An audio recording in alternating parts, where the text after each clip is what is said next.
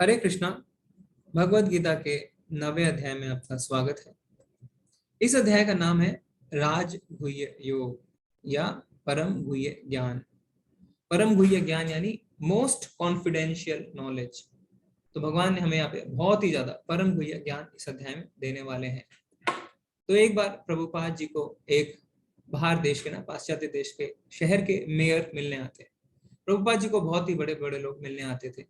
तो एक मेयर उनसे मिलने आते हैं और उनसे कहते हैं कि प्रभुपाद, मेरे पास बहुत कम समय रहता है, तो पूरी भगवत गीता शायद मैं कभी ना पढ़ पाऊं, पर अगर आप मुझे इन 18 अध्यायों में से एक ऐसा अध्याय बताएं जिसका मैं रोज पाठ कर सकूं, तो वो कौन सा होगा। तो प्रभुपाद जी कहते हैं आप 9वें अध्याय का पाठ करिए। तो उसके बाद वो चले जाते हैं। फिर कई सालों बाद प्रभुपाद जी उन मेयर से एयरपोर्ट पे मिलते हैं। तो एयरपोर्ट पे जब वो उनसे मिलते हैं, तो जब मेयर उन्हें पहचान लेते हैं, उनके पास आते हैं, उन्हें दंडवत प्रणाम करते हैं और कहते हैं प्रभुपाद, आज तक मैं रोज सुबह 9वें अध्याय का पाठ करता हूँ। तो हम देख सकते हैं कि यह अध्याय बहुत ही ज्यादा महत्वपूर्ण होने वाला है। 7 से 12 सारे अध्याय भक्ति योग के हैं। उसमें से 9वां और 10वां अध्याय जो है वो और भी ज्यादा मधुर है, क्योंकि अभी हम भगवत गीता के बिल्कुल बीचों बीच हैं। जैसे कि गुलाब जामुन में एकदम बीचों बीच जो रस रहता है, तो 9वां और 10वां अध्याय उसी रस की तरह है। तो ये बहुत ही मधुर होने वाला है। मीठे में भी सबसे मीठा है ना, बहुत ज्यादा मधुर। तो इस अध्याय में भगवान जो है अपने बारे में और अपने भक्तों के बारे में और अपने भक्तों के संबंध के बारे में चर्चा करेंगे। अध्याय शुरू करने से पहले हम श्लोक ऑफ द डे लेंगे। तो पिछले दिन हमने 8वें अध्याय का 28वां श्लोक जो है उसे श्लोक ऑफ द डे कहा था। अगर आपने अभ्यास किया है तो आप हैंड रेज करिए, हम आपको सुनेंगे। आप देख के भी पाठ कर सकते हैं। काफी हैंड रेज होते हैं, तो जिन्हें मौका कम मिलता है हम उन्हें चांस देंगे। हरे कृष्णा विकास प्रभु जी। हरे कृष्णा प्रभु जी। विकास कुमार प्रभु जी, आपकी आवाज नहीं आ रही। ठीक है प्रभु जी, आपके माइक में लगता है कोई प्रॉब्लम है। हम दूसरा सोनी माता जी। हरे कृष्णा। हरे कृष्ण प्रभु जी। जी माता जी। जी प्रभु जी। वेदेषु यज्ञेषु तपःसु चैव दानेषु यत् पुण्यफलं प्रदिष्टम् अत्तेति तत् सर्वविदं विदित्वा योगी परम स्थानमुपैति चाद्यम। जो व्यक्ति भक्ति मार्ग स्वीकार करता है वह विद्या अध्ययन तपस्या दान दार्शनिक तथा सकाम कर्म करने से प्राप्त होने वाले फलों से वंचित नहीं होता। वह मात्र भक्ति संपन्न करके इन समस्त फलों की प्राप्ति करता है और अंत में परम नित्य धाम को प्राप्त करता है।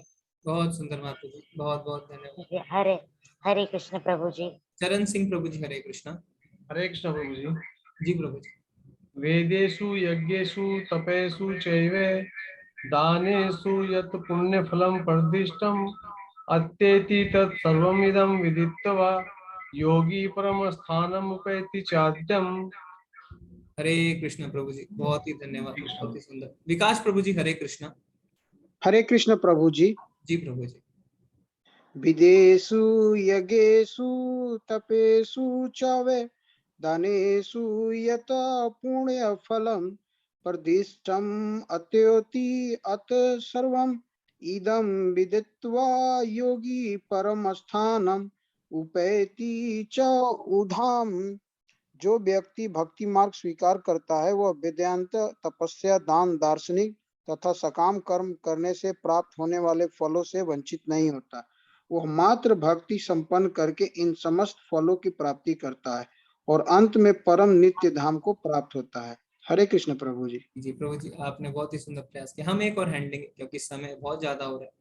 तो जिन्होंने नहीं किया हम उन्हें सुनते हैं। दिग्विजय प्रभु जी को हमने पहले सुन चुका है। स्वाति माता जी को भी हमने सुना है। रामा रेड्डी प्रभु जी। हरे कृष्ण। हरे कृष्ण रामा रेड्डी राव प्रभु जी, आप अनम्यूट करिए। ठीक है प्रभु जी, नहीं कर पा रहे। संदीप कुमार पांडे प्रभु जी। हरे कृष्ण।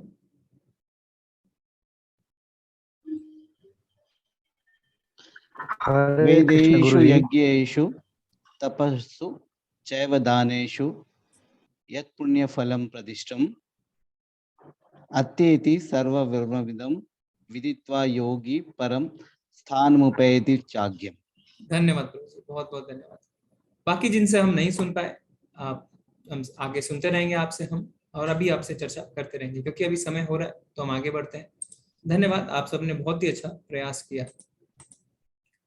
तो ये अध्याय भगवान शुरुआत करते हैं ना, भगवान पहले श्लोक कहते हैं। तो हमने देखा है कि जिस अध्याय का पहला श्लोक भगवान कहते हैं वो बहुत ज्यादा महत्वपूर्ण होता है, क्योंकि अर्जुन के बिना प्रश्न पूछे भगवान हमें इस ज्ञान के बारे में बताना चाहते हैं। तो भगवान क्या कहते हैं? श्री भगवान उवाचा इदं तु ते गुह्यत्मं प्रवक्ष्यामि अनसूयवे ज्ञानं विज्ञानः सहितं यज्ञात्वा मोक्षस्य अशुभात्।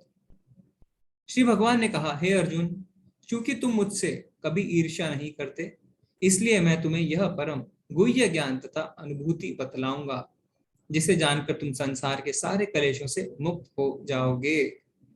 तो भगवान ने यहाँ पे अर्जुन को बोला कि तुम मुझसे ईर्ष्या नहीं करते, इसीलिए मैं तुम्हें यह गुह्य ज्ञान बताऊंगा। तो हमें द्वेष रहित रहना है ना, द्वेष रहित रहने से ही हम भक्ति का ज्ञान अर्जित कर सकते हैं, और भगवान श्री कृष्ण का साक्षात्कार भी हमें हो सकता है। पर अगर हम भगवान से ईर्ष्या करेंगे, उनसे द्वेष करेंगे, तो हम कभी भी भगवत गीता के ज्ञान को नहीं समझ पाएंगे। तो अर्जुन जो है वो बिल्कुल भी भगवान से द्वेष नहीं करता, इसलिए चौथे अध्याय में भी भगवान ने अर्जुन को क्या कहा था कि मैं तुम्हें ये गुह्य ज्ञान बताऊंगा, क्योंकि तुम मेरे भक्त हो और मेरे मित्र हो। और आज परम गुह्य ज्ञान भगवान बता रहे हैं अर्जुन को, क्योंकि वो उनसे ईर्ष्या नहीं करता। तो भक्ति भाव के बिना भगवान की वाणी समझना असंभव है ना। हमने देखा था धृतराष्ट्र है ना, उसने भी सुना था, पर उसके अंदर भगवान के प्रति द्वेष था, वो भक्ति नहीं जानता था, तो उसे कुछ भी समझ में नहीं आया। तो इस अध्याय के बारे में प्रभुपाद जी क्या कहते हैं? इस प्रथम श्लोक का विशिष्ट महत्व है इदम ज्ञानम, यानी यह ज्ञान। शब्द शुद्ध भक्ति के द्योतक हैं, जो 9 प्रकार की होती है। तो प्रभुपाद जी कह रहे हैं कि इदम ज्ञानम, जो ज्ञान है, परम गुह्य ज्ञान है, वो क्या है? शुद्ध भक्ति की द्योतक। और शुद्ध भक्ति जो है वो कैसे हो सकती है? 9 प्रकार से, यानी नवदा भक्ति की बात प्रभुपाद जी कर रहे हैं।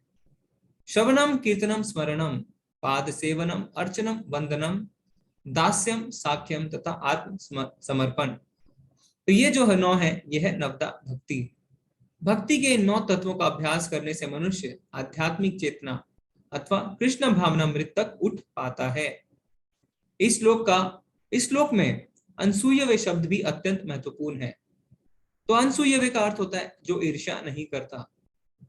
बहुशुद्ध विद्वान भी भगवत गीता के विषय में अशुद्ध व्याख्या करते हैं। तो हम जानते हैं कि भगवत गीता की बहुत ज्यादा टीकाएं मार्केट में है, कम से कम 800 टीकाएं हैं।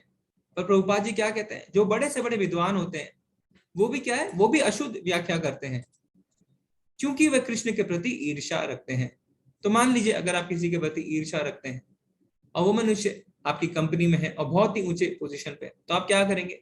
आप अपने मनोधर्म से उसकी व्याख्या करेंगे। आप जब किसी को बताएंगे तो भले ही आप उसके बारे में बात करेंगे, पर आप पूर्ण ढंग से बात नहीं करेंगे, क्योंकि आप उससे ईर्ष्या करते हैं।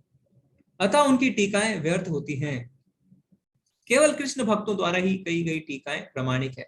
अब क्योंकि जो भक्त हैं वो भगवान में श्रद्धा रखते हैं, तो जब वो टीकाएं लिखते हैं तो उनकी टीकाओं में बिल्कुल भी ईर्ष्या नहीं होती। वो प्रामाणिक ढंग से लिखते हैं, जैसा उन्होंने अपने गुरु से सीखा और गुरु से सुना वैसा ही वो बताते हैं। कोई भी ऐसा व्यक्ति जो कृष्ण के प्रति ईर्ष्यालु है, ना तो भगवत गीता की व्याख्या कर सकता है, ना पूर्ण ज्ञान प्रदान कर सकता है। अतः ऐसी टीकाओं से हमें सावधान रहना चाहिए।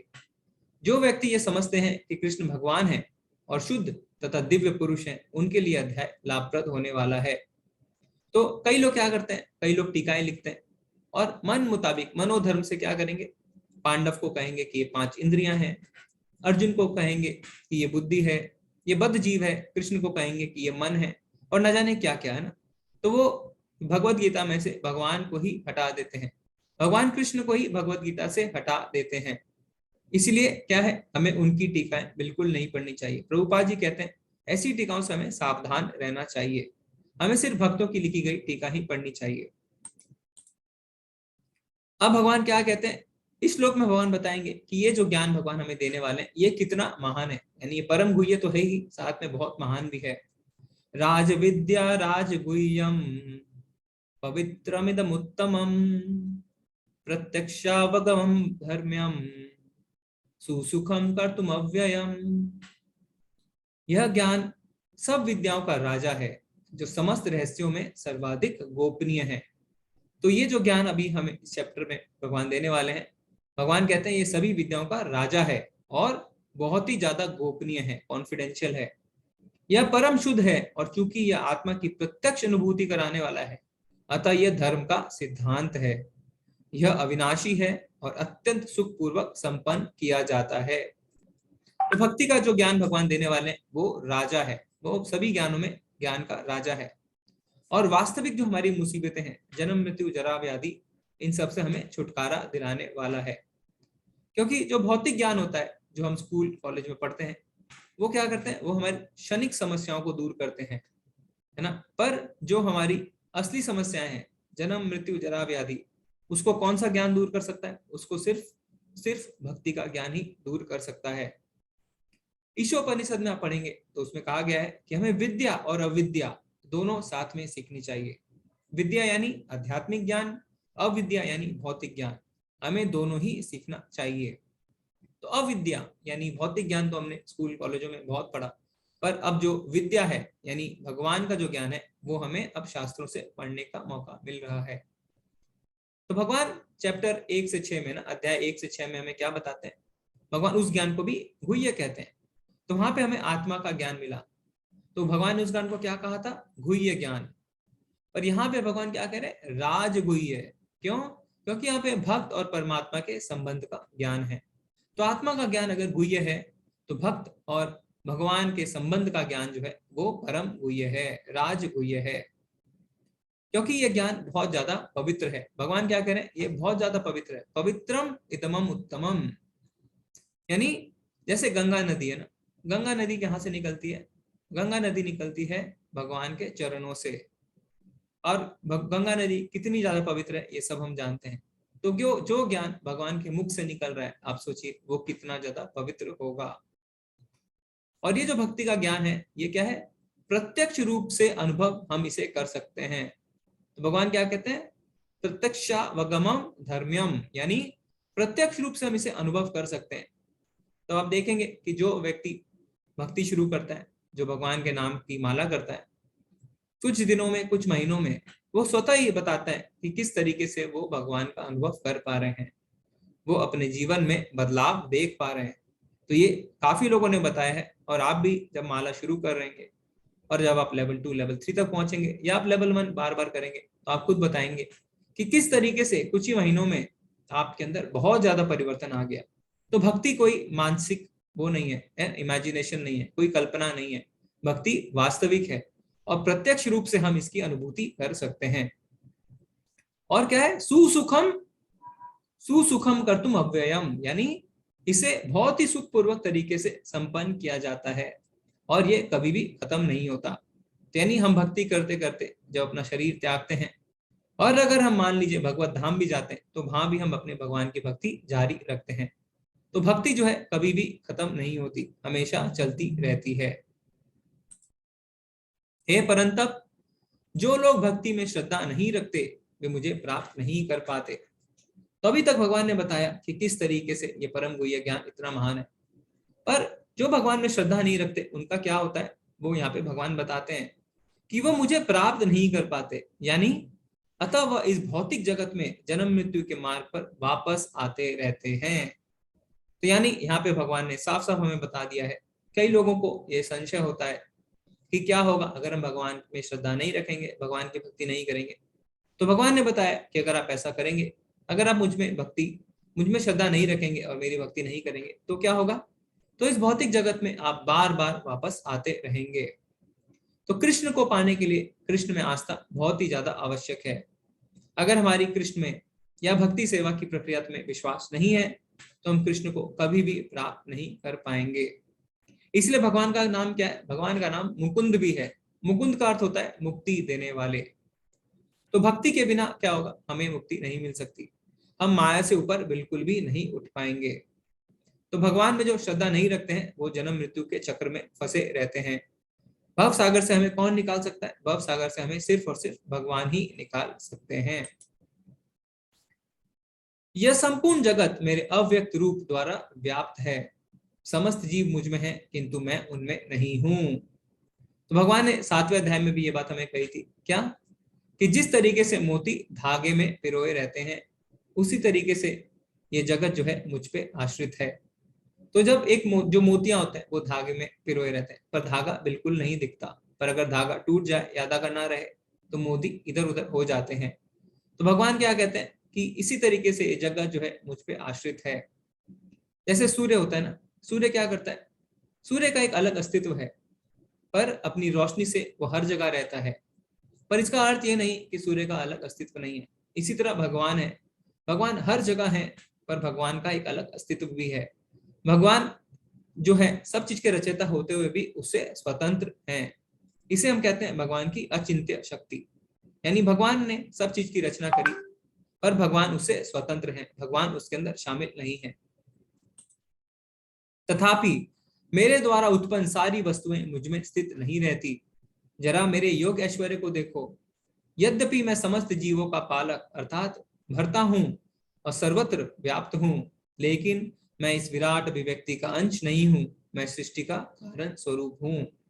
जिस प्रकार सर्वत्र प्रवहमान प्रबल वायु सदैव आकाश में स्थित रहती है, उसी प्रकार समस्त उत्पन्न प्राणियों में को मुझ में स्थित जानो। तो भगवान जो है वो सृष्टि के अंश नहीं है, सृष्टि जो है वो कृष्ण की अंश है।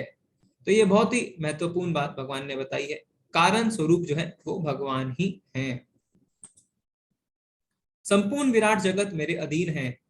यह मेरी इच्छा से बारंबार स्वतः प्रकट होता रहता है और मेरी ही इच्छा से अंत में विनिष्ट हो जाता है।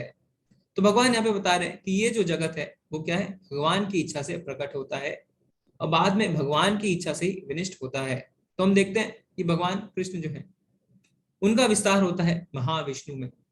तो जो महाविष्णु होते हैं वो क्या करते हैं? जब वो सांस लेते हैं और सांस छोड़ते हैं तो ब्रह्मांड, असंख्य ब्रह्मांड उत्पन्न होते हैं और विनिष्ट होते हैं। तो महाविष्णु जो है फिर क्या करते हैं? उनसे विस्तार होता है गर्भोदक्षाई विष्णु का। तो गर्भोदक्षाई विष्णु जो है फिर वो हर ब्रह्मांड के अंदर जाते हैं और फिर उनकी नाभि से जो है कौन निकलता है? ब्रह्मा जी। एक नाभि से उनकी कमल नाल निकलते हैं और कमल नाल पे ब्रह्मा जी विराजमान रहते हैं। फिर गर्भोदक्षाई विष्णु जो है उनका विस्तार होता है क्षीरोदक्षाई विष्णु में, और क्षीरोदक्षाई विष्णु जो है वो एक ब्रह्मांड में फिर हर एक जीव के अंदर परमात्मा रूप में रहते हैं। तो भगवान कृष्ण का विस्तार होता है महाविष्णु में, जिनसे कि कई ब्रह्मांड निकलते हैं। फिर हर ब्रह्मांड में जो है गर्भोदक्षाई विष्णु जाते हैं और फिर गर्भोदक्षाई विष्णु से क्षीरोदक्षाई विष्णु जो हर किसी के हृदय में परमात्मा रूप में रहते हैं। तो प्रलय के समय क्या होता है? प्रलय के समय सारा जो है वो महाविष्णु में समा जाता है। तो महर लोक बोल के एक होता है। महर लोक आप एक बादल की तरह समझ सकते हैं। जो क्या होता है? जब सृष्टि का प्रलय होता है तो महर लोक में सब समा जाता है, और जब सृष्टि का वापस निर्माण होता है तो वापस महर लोक से सारे जीव वापस आते हैं।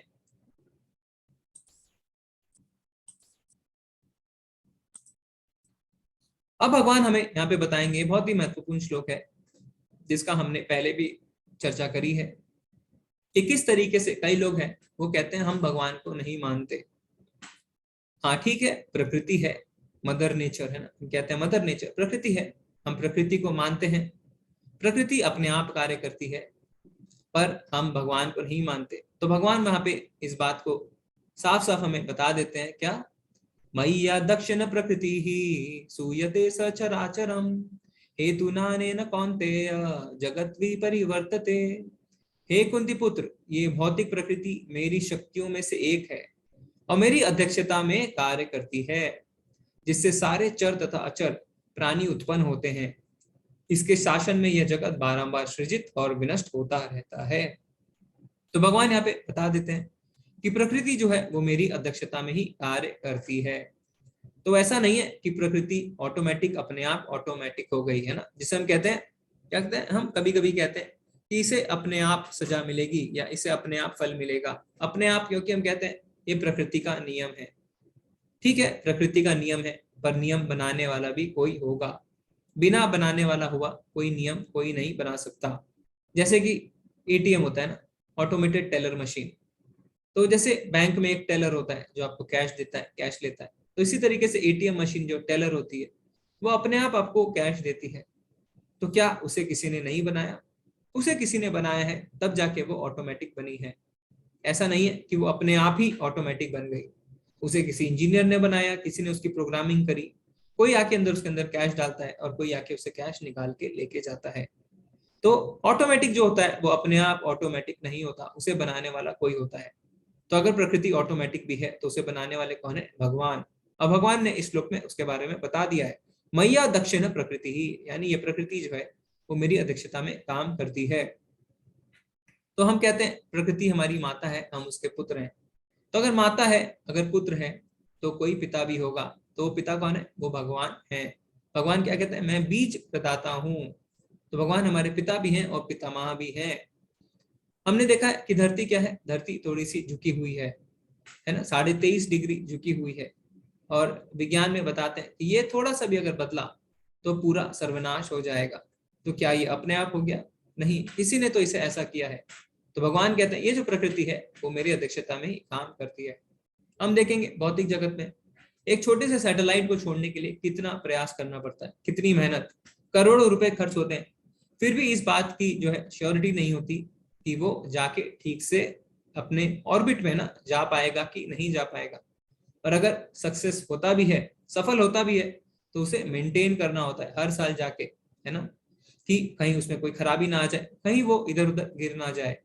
तो मान लीजिए एक सैटेलाइट के लिए इतनी मेहनत, इतने रुपए, इतना ध्यान, तो इतने सारे असंख्य जो है ना तारे हैं और असंख्य प्लैनेट, असंख्य ग्रह जो ब्रह्मांड में है, किसी ना किसी ने तो उसे बनाया है और कोई ना कोई तो उसे हर समय देख रहा है।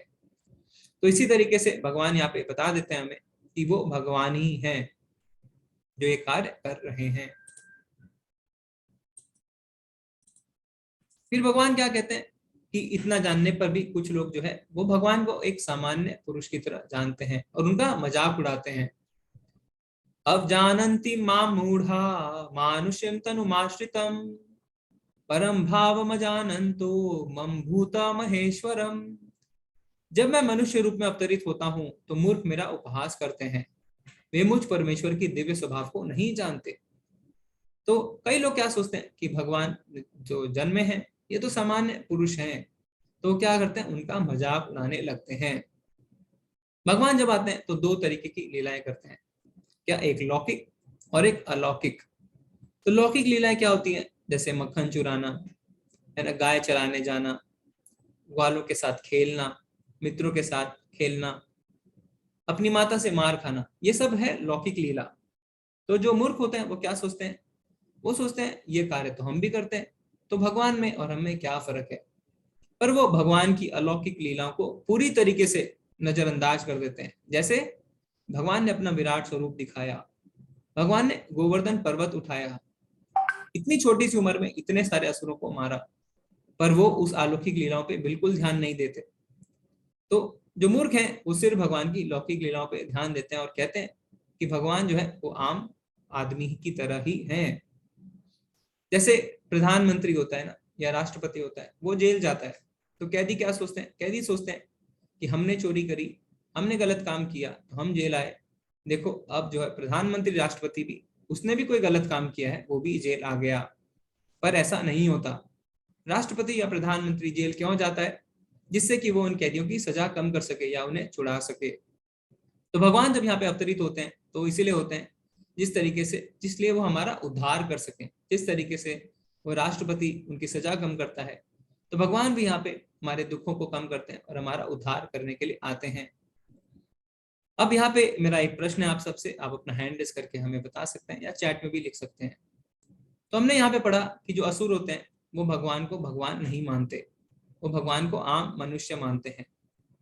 पर हमने देखा है कि भक्त जो होते हैं वो भी भगवान को भगवान नहीं मानते। जैसे यशोदा मैया है ना, वो तो भगवान की पिटाई भी कर देती थी।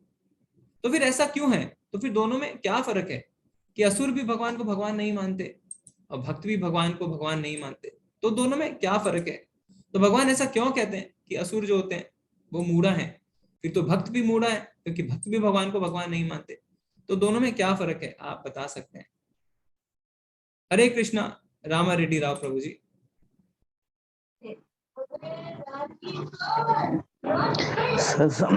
उन्होंने यशोदा मैया ने, प्रभु जी, यशोदा मैया जो है, आपने क्वेश्चन किया था, तो उनके लिए मैं बोलना चाहूंगा, वो तो वात्सल्य में, मात्र वात्सल्य में व्यस्त थे, और वो ईश्वर को, मतलब अपने पुत्र को ही पुत्र समझते थे, ईश्वर नहीं। उनकी लीलाओं को वो कुछ और तरीके से ले लेते थे। जी जी जी जी जी, धन्यवाद प्रभु। हम और सुनते हैं। हरे कृष्णा। इतना प्रभु जी ने अपना पॉइंट लगता है पूरा नहीं किया। हरे कृष्णा रामेश्वर, रामा रेड्डी प्रभु जी, आप कुछ और कह रहे थे, आप अनम्यूट करिए। जी, मैं बोल रहा था जी प्रभु जी जी कि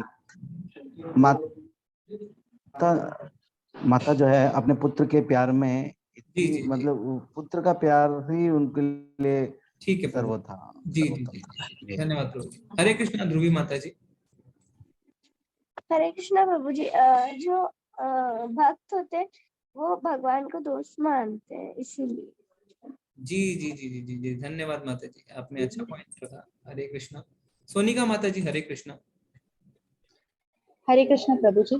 जी भक्त जो होते हैं वो भगवान के साथ प्रेम संबंध रखते हैं, तो वो उन्हें भगवान ना समझकर अपने सगे संबंधी समझते हैं। जैसे कि ग्वाले जो थे वो भगवान को अपना दोस्त सखा मानते थे, और जो यशोदा माता थी वो अपना पुत्र मानती थी। तो इसलिए जी उनके साथ ऐसा संबंध बनता है कि वो भगवान को भगवान जैसा नहीं देख पाते, और जो भगवान के शत्रु होते हैं वो उनको जो है अपने अहंकार के वजह से वो उनको भगवान नहीं मान पाते। जी मुझे जी लगता है कि ये जो है भगवान नहीं है, वो अपने मिथ्या अहंकार की वजह से उन्हें भगवान रूप में नहीं देख जी पाते। जी जी जी जी, धन्यवाद माता जी, धन्यवाद। हरे कृष्ण। हम एक दो हैंड और लेंगे, फिर हम चर्चा आगे बढ़ाएंगे। स्वाति माता जी, हरे कृष्ण। हरे कृष्ण। जैसा अभी माता जी ने कहा, मैं भी उन्हीं से इत्तेफाक रखती हूँ कि जो भक्त होते हैं उनके मन में अपने ईश्वर के प्रति इतनी ज्यादा श्रद्धा और भक्ति होती है कि वो उनसे एक रूप और से हो जाते हैं, और जी प्रेमवश वो उन्हें अपना मानते हैं। जी और माता जो असुरी प्रवृत्ति के लोग होते हैं, वो ईर्ष्या और द्वेष के कारण वो जानते हैं कि ये हमसे ज्यादा ऊपर हैं, अच्छे हैं, तो वो अहंकार के कारण उन्हें अपना नहीं मान पाते जी जी, और सामान्य मानते हैं। धन्यवाद माता जी, आपने बहुत ही सुंदर तरीके से अपना पॉइंट रखा। हम आखिरी हैंड लेते हैं। गगन माता जी, हरे कृष्ण। हरे कृष्ण प्रभु जी। हरे कृष्ण माता जी। यशोदा माता जी जब उनके अपने बेटे की जब डांट पीट लगा देती थी, उस टाइम तक जो मेरे को जो लग रहा है इसका आंसर, कि उस टाइम गीता धरती, मतलब उन तक गीता का उपदेश उन तक नहीं पहुंचा था। तो वो ये नहीं जानती थी कि इस इनकी जो आत्मा है, इसी के अंदर परमेश्वर है। इसलिए वो मतलब इतना उनको नहीं पता था। तो एज अ गॉड उन्होंने उसका मतलब उसका उनका लाइक उसको उनकी जो परवरिश की, उनकी जो वो की, उस हिसाब से नहीं की कि ये भगवान है। उन्होंने ऐसे बस, क्योंकि उनको पता ही नहीं था कि इनके अंदर भगवान है। लेकिन आज की डेट में हर जगह पे एजुकेशन है, डिवोटीज हैं जो इसके बारे में गीता के उपदेश को आगे आगे पहुंचा रही है, और बहुत सारे भक्तों को पता है, जो लोग जानने की कोशिश करते हैं, जो जिज्ञासु हैं, जब उनको पता लग जाता है कि ये भक्त, हाँ भी वाकई ही गीता में जो बताया गया है कि हर आत्मा में भगवान का रूप है, ठीक है, और भगवान है। और अगर कोई बंदा अगर इसको इम्प्लीमेंट करेगा अपनी लाइफ में, तो वो डेफिनेटली मानेगा कि भी हाँ भगवान भगवान है, और उसकी श्रद्धा, उसका विश्वास मतलब उसमें कायम रहेगा, और वो भगवान से नाराज नहीं होगा। ये नहीं कहेगा कि भगवान नहीं है, वो मानेगा ही मानेगा। Only we need to know, like we have to implement in our life. जी जी जी जी जी, माता Yeah, ji, so this is my answer. धन्यवाद माता जी। पर ऐसा नहीं है कि भगवत गीता का ज्ञान नहीं था, क्योंकि भक्ति तो हमेशा से होती आ रही है ना। सतयुग से भक्ति होती आ रही है। लोग ध्यान करते थे, फिर उसके बाद ध्यान किसका करते थे? ध्यान तो विष्णु का ही होता है ना। फिर लोग यज्ञ करते थे, यज्ञ के लिए भगवान कहते हैं कि मैं यज्ञ हूँ, सारे यज्ञों का मैं भोगता हूँ। फिर त्रेता आई, तो त्रेता में मंदिर पूजन हुआ, तो भगवान। तो ऐसा नहीं था कि भगवत गीता का ज्ञान नहीं था तो लोगों को भगवान के बारे में नहीं पता था। यहाँ तक कि माता को तो प्रभु ने अपने मुख में ब्रह्मांड दिखा दिया था। तो इसका हम जवाब देंगे क्या है। तो इसमें चैट में पढ़ते हैं कि कमल प्रभु जी कह रहे हैं भाव का फर्क है। सौरभ प्रभु जी कह रहे हैं भगवान भक्त भगवान को प्रेम करते हैं, असुर द्वेष करते हैं। स्वाति माता जी का हमने सुना। दिलीप प्रभु जी कहते हैं भगवान ने यशोदा मैया को माया के प्रभाव से सब कुछ भुला दिया। ठीक है। पिंकी माता जी कह रहे हैं भगवान भक्तों की इच्छा पूरी करते हैं और राक्षसों को भी मुक्त करते हैं। संगीता माता जी कह रहे हैं भक्त अपने भगवान को अपना भाई मानते हैं, उन्हें मालूम है भगवान, फिर भी हमें उनको राखी बांधते हैं। ठीक है। सोनी माता जी कह रहे हैं प्रभु जी भक्त केवल भगवान से प्रेम करते हैं और असुर जो है वो अज्ञानतावश करते हैं। ठीक है, ठीक है, प्राय आप सबने। नितिन प्रभु जी कह रहे हैं मातृत्व का आनंद लेना चाहते हैं। जी, उन्होंने बहुत ही अच्छा पॉइंट रखा है। ठीक है। दिग्विजय प्रभु जी कह रहे हैं एक पिता अगर प्रोफेसर या आईएएस हो तो उसकी जो वैल्यू और मान समाज में होती है शायद वो उसको घर में नहीं मिलती। ठीक है, तो रस के लिए। ठीक है, ठीक है, तो आप सबने अच्छा पॉइंट रखे। तो इसमें 2 पॉइंट है। पहला कि भगवान भी जो भक्तों के साथ अपने संबंध है उसका रस लेना चाहते हैं ना, तो अगर मैया यशोदा को उन्होंने 2 बार मुख में ब्रह्मांड दिखाया ना, एक बार जब वो सो रहे थे तो सोते सोते उनका मुंह खुला रह गया था तो उसके अंदर ब्रह्मांड दिखा माँ को, और एक बार जब वो मट्टी खा लिए थे तो माँ ने उनका मुंह खुलवाया तो भी ब्रह्मांड दिखा। पर फिर मैया सब भूल गई, क्योंकि अगर उनको लगता कि ये भगवान है तो वो जो वात्सल्य भाव है वो आता ही नहीं है ना। तो भगवान भी रस चाहते हैं अपने भक्तों के साथ, तो उन्हें भुला देते हैं कि वो भगवान है। तो क्या है इसका दूसरा पॉइंट? दूसरा पॉइंट ये है कि भक्त जो है वो इतना ज्यादा प्रेम करते हैं भगवान से कि वो भूल ही जाते हैं कि ये भगवान है। और जो असुर है वो क्या करते हैं, वो इतना ज्यादा द्वेष करते हैं कि वो खुद को ही भगवान मानते हैं। जैसे रावण, हिरण्यकशिपु, वो क्या कहते हैं कि मैं ही भगवान हूँ। तो इसीलिए अर्जुन भगवान के साथ इतना ज्यादा प्रेम करता था कि जब भगवान 11वें अध्याय में अपना विराट रूप दिखाएंगे अर्जुन को, तो अर्जुन उनसे क्षमा याचना करता है। क्या कहता है कि मैंने आपके साथ हंसी मजाक करी, आपके साथ एक ही थाली में खाना खाया, आपको मैंने दोस्तों के आगे जो है आपका मजाक भी उड़ाया, तो इसके लिए मुझे क्षमा करें, मैं तो पहचान ही नहीं पाया कि आप साक्षात भगवान हैं। तो इसका ये है उत्तर। ठीक है, आप सबने बहुत ही सुंदर जवाब दिया। तो अब असुर लोगों का क्या होता है भगवान यहाँ पे बताते हैं। मोगाशा मोग कर्माणो मोग ज्ञाना विचेतसः राक्षसीम असुरीम चैव प्रकृतिम मोहिनीम स्थितः। जो लोग इस प्रकार मोहग्रस्त होते हैं वे आसुरी तथा नास्तिक विचारों के प्रति आकृष्ट रहते हैं। इस मोहग्रस्त अवस्था में उनकी मुक्ति आशा, उनके सकाम कर्म तथा ज्ञान का अनुशीलन सभी निष्फल हो जाता है। तो भले ही कितना बड़ा कोई ज्ञानी क्यों ना हो, अगर वो भगवान का उपहास उड़ाता है, अगर वो जो है आसुरी प्रवृत्ति का होता है, तो उसका सब कुछ व्यर्थ हो जाता है।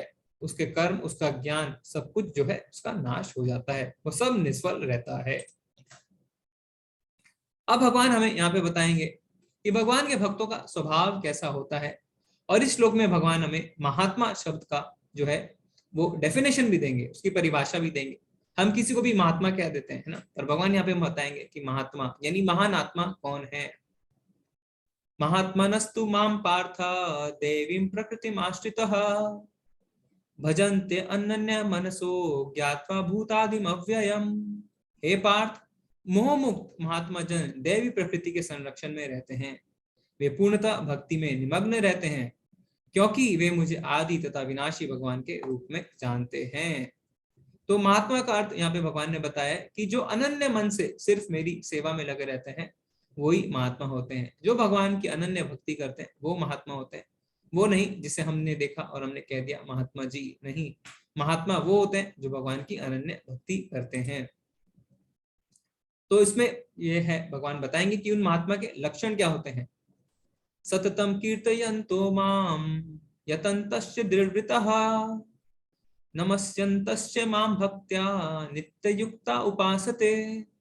ये महात्मा मेरी महिमा का नित्य कीर्तन करते हुए, दृढ़ संकल्प के साथ प्रयास करते हुए, मुझे नमस्कार करते हुए भक्ति भाव से निरंतर मेरी पूजा करते हैं।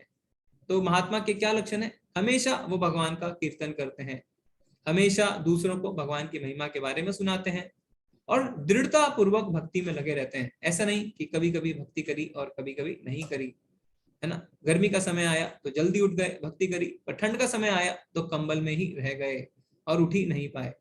दृढ़ निश्चय नहीं है उनका। जिनका दृढ़ निश्चय नहीं है वो भगवान की भक्ति नहीं कर सकते। तो हम देखते हैं यहाँ पे महात्मा का उदाहरण प्रभुपाद जी। प्रभुपाद जी ने ये सब कुछ किया जो एक महात्मा के लक्षण है। क्या? हमेशा वो भगवान का कीर्तन करते रहे और ऐसा ही नहीं, उन्होंने दूसरों तक भी भगवान का कीर्तन और महिमा पहुंचाया। ऐसी जगह पहुंचाया जहां हम सोच भी नहीं सकते। आप सोच के देखिए, आप अपने पड़ोसी तो दूर, अपने घर के किसी सदस्य को भी अगर चाहें कि भक्त बना लें तो कितना ज्यादा कष्ट होता है। पर प्रभुपाद जी ने पाश्चात्य देशों में जाकर उनको भक्त बनाया जिन्हें कृष्ण के बारे में कुछ भी नहीं पता, शायद उन्होंने कृष्ण का कभी नाम तक नहीं सुना। तो ऐसे होते हैं महात्मा, है ना। इसमें आपको पता होना चाहिए कि जब प्रभुपाद जी का शरीर शांत होने वाला था तब क्या कर रहे थे वो, तब भी श्रीमद् भागवतम का अनुवाद कर रहे थे। आप YouTube पे देख सकते हैं, काफी वीडियोस हैं जिसमें प्रभुपाद जी अपने अंतिम समय तक जो है भागवतम का अनुवाद कर रहे थे। तो ऐसे होते हैं भक्त जो हमेशा भगवान का कीर्तन करते हैं, हमेशा भगवान का महिमा मंडन करते हैं और दृढ़ता पूर्वक भक्ति में लगे रहते हैं। तो भगवान यहाँ पे हमें बता रहे हैं कि हमारे जो असली माता पिता हैं वो भगवान ही हैं। पिता अहम अस्य जगतो जगतो माता धाता पितामह वेद्यम पवित्रम ओंकारा ऋक्साम यजुरेव च। मैं इस ब्रह्मांड का पिता, माता, आश्रय तथा पितामह हूँ। मैं गे यानी जानने योग्य, शुद्धिकर्ता तथा ओंकार हूँ। मैं ऋग्वेद, सामवेद तथा यजुर्वेद भी हूँ। तो भगवान कहते हैं कि मैं ही आपका वास्तविक यानी असली माता पिता हूँ, और भगवान का जो धाम है वही हमारा असली घर भी है। हम क्या करते हैं, हम संसारिक रिश्तों में आसक्त तो इतने ज्यादा हो जाते हैं कि हम अपने असली माता पिता को भूल जाते हैं। तो पूरे जगत के माता पिता कौन है, भगवान खुद हैं। तो हमें अपने सांसारिक रिश्तों को भी भक्ति में लगाना चाहिए। तो जब हम इस बात को समझ जाते हैं कि हमारे असली माता पिता भगवान है, तो हमें अपने सांसारिक रिश्तों को भी उनके माता पिता से मिलाने की कोशिश करनी चाहिए, उनको भी भक्ति में लगाना चाहिए। जैसे मान लीजिए एक छोटा बच्चा है ना, वो अपने घर से कहीं चला जाता है और वो बहुत रोता है, तो कोई उसे देखता है तो वो क्या कर सकता है, वो दो चीज कर सकता है। या तो वो उसे कुछ टॉफी दे दे, कुछ खिलौने दे दे, तो बच्चा क्या है, थोड़ी देर के लिए चुप हो जाएगा, पर वो दोबारा रोना शुरू कर देगा। पर अगर कोई उसे उसके माँ बाप के घर ले जाए तो क्या होगा, वो हमेशा के लिए चुप हो जाएगा, फिर वो दोबारा नहीं रोएगा। इसी तरीके से हमारे साथ है ना, अगर हम किसी को कुछ उसका अच्छा करना चाहते हैं तो हम उसे हो सकता है कुछ खाना दे दें, कुछ कपड़े दे दें, कुछ किताबें दे दें, भौतिक किताबें, तो हो सकता है कुछ समय के लिए उसकी जरूरतें पूरी हो जाए। पर अगर हम हमेशा के लिए उसका उद्धार करना चाहते हैं तो हमें उसे भक्ति में लगाना होगा। ठीक है, भगवान यहाँ पे कहते हैं मैं ही लक्ष्य, पालन करता, स्वामी, साक्षी, धाम, शरण स्थली तथा अत्यंत प्रिय मित्र हूँ। मैं सृष्टि तथा प्रलय, सबका आधार, आश्रय तथा अविनाशी बीज भी हूँ। हे अर्जुन, मैं ही ताप प्रदान करता हूँ और वर्षा को रोकता तथा लाता हूँ। मैं अमर्त हूँ और साक्षात मृत्यु भी हूँ। आत्मा तथा पदार्थ यानी सत तथा असत दोनों मुझी में है। तो भगवान ने यहाँ पे बताया है कि भगवान जो है वो हमारे क्या है, हमारे लक्ष्य हैं। तो कई लोग कहते हैं कि मैं कौन हूँ, मेरे जीवन का क्या उद्देश्य है। तो भगवान ने उस सवाल का यहाँ पे जवाब दे दिया है कि हमारे जीवन का लक्ष्य है भगवान, भगवत प्राप्ति ही हमारे जीवन का लक्ष्य है। और धाम यानी हमारा जो डेस्टिनेशन है वो है भगवान का धाम। तो अगर ये जीवन एक यात्रा है ना, तो इसका लक्ष्य जो है, इसका जो धाम है वो क्या है, वो स्वयं भगवान ही है। भगवान कहते हैं मैं अत्यंत प्रिय मित्र हूँ। तो हम भौतिक जगत में अपने मित्रों को, अपने रिश्तेदारों को न जाने पूरे जीवन हम कांटेक्ट और सोर्स बनाने में लगा देते हैं, पर जब समय आता है तो हमने देखा है कोई भी काम नहीं आता। कौन काम आता है, सिर्फ भगवान। इसलिए भगवान कहते हैं मैं शरण स्थली हूँ और अत्यंत प्रिय मित्र भी हूँ। तो हमें अपने जीवन को अच्छी तरीके से उसका निरीक्षण करना चाहिए कि हमारी जितनी भी गतिविधियां हैं, जो हमारी दिनचर्या है, जो हमारे नित्य कर्म है, क्या वो हमें भगवान के करीब लेके जा रहे हैं या हमें भगवान से दूर लेके जा रहे हैं। और हमें भगवान को अपना लक्ष्य बनाते हुए अपने कर्मों को करना चाहिए। भगवान यहाँ पे बताते हैं कि जो वेदों का अध्ययन करते हैं तथा सोम रस का पान करते हैं, वे स्वर्ग प्राप्ति की गवेषणा करते हुए अप्रत्यक्ष रूप से मेरी पूजा करते हैं। वे पाप कर्मों से शुद्ध होकर इंद्र के पवित्र स्वर्गिक धाम में जन्म लेते हैं, जहां वे देवताओं का सा आनंद भोगते हैं। तो कई लोग क्या है, कई लोग वेदों का अध्ययन करते हैं और क्या है, उनको सिर्फ स्वर्ग की प्राप्ति चाहिए। तो उसके लिए वो बहुत मेहनत भी करते हैं, बहुत योजना बनाते हैं जिससे बहुत सारे पुण्य कमा सके, और फिर पुण्य प्राप्त करके क्या करते हैं, वो जाते हैं स्वर्ग। और स्वर्ग भी वो जाते हैं तो देवताओं का सा आनंद भोगते हैं। तो जैसे मान लीजिए साइकिल है ना, साइकिल जब पहाड़ से नीचे उतरती है तो बड़ा ही आनंद आता है। तो जब वो पुण्य कर्म करके स्वर्ग पहुंच जाता है तो उसी तरीके की आनंद की अनुभूति होती है। जैसे इस चरखे में आप ऊपर की ओर जाते हैं तो बहुत ही ज्यादा आनंद की अनुभूति होती है। और भगवान आगे क्या कहते हैं, इस प्रकार जब वे यानी उपासक विस्तृत स्वर्गिक इंद्रिय भोग, इंद्रिय सुख को भोग लेते हैं और उनके पुण्य कर्मों के फल क्षीण हो जाते हैं तो वे मृत्युलोक में पुनः लौट आते हैं। इस प्रकार जो तीनों वेदों के सिद्धांतों में दृढ़ रहकर इंद्रिय सुख की गवेषणा करते हैं उन्हें जन्म मृत्यु का चक्र ही मिलता है। तो यहाँ पे बहुत ही सुंदर भगवान ने बता दिया, क्या बता दिया भगवान ने, कि जब उनके पुण्य कर्म खत्म हो जाते हैं तब उन्हें वापस लौट के आना पड़ता है, यानी तब उन्हें साइकिल की चढ़ाई दोबारा करनी होती है, क्योंकि अब पुण्य कर्म खत्म हो चुके हैं। अब उन्हें दोबारा प्रयत्न करना होता है, दोबारा मेहनत करनी होती है और उसमें बहुत ज्यादा कष्ट होते हैं। जैसे ये चक्र, जो चक्कर है वो क्या है, ऊपर जाएगा तो नीचे भी आता है। तो अगर हम सिर्फ स्वर्ग की कामना करते हैं तो क्या होता है, हम अपने पुण्य कर्मों को जब खत्म कर देते हैं तो वापस हम लौट के मृत्यु लोक में ही आ जाते हैं, क्योंकि स्वर्ग जो है वो शाश्वत नहीं है, वो अशाश्वत है। तो इसीलिए जैसे अगर भाड़े के घर में हम रहते हैं या किसी हॉस्टल में रहते हैं तो जब तक हम भाड़ा देते हैं तब तक ही हमें वहां रहने दिया जाता है। पर जैसे ही भाड़ा आपने देना बंद कर देंगे, यानी आपके पुण्य कर्म खत्म हो जाएंगे या आपकी पढ़ाई पूरी हो गई, तो आपको भाड़े के घर से या हॉस्टल से निकाल दिया जाता है। अब भगवान यहाँ पे हम बताते हैं कि भक्ति की महिमा क्या है। अनन्य अश्चिंतयन्तो माम ये जना पर्युपासते तेषां नित्य भिक्तानाम योगक्षेमं वहामयम्। किंतु जो लोग अनन्य भाव से मेरे दिव्य स्वरूप का ध्यान करते हुए निरंतर मेरी पूजा करते हैं, उनकी जो आवश्यकताएं होती है उन्हें मैं पूरा करता हूँ और जो कुछ उनके पास है उसकी रक्षा करता हूँ। तो यहाँ पे भगवान हमें बताते हैं कि जो भी भक्त के पास है उसकी मैं रक्षा करता हूँ और जो भी उन्हें आवश्यकता है उसको मैं पूरा करता हूँ।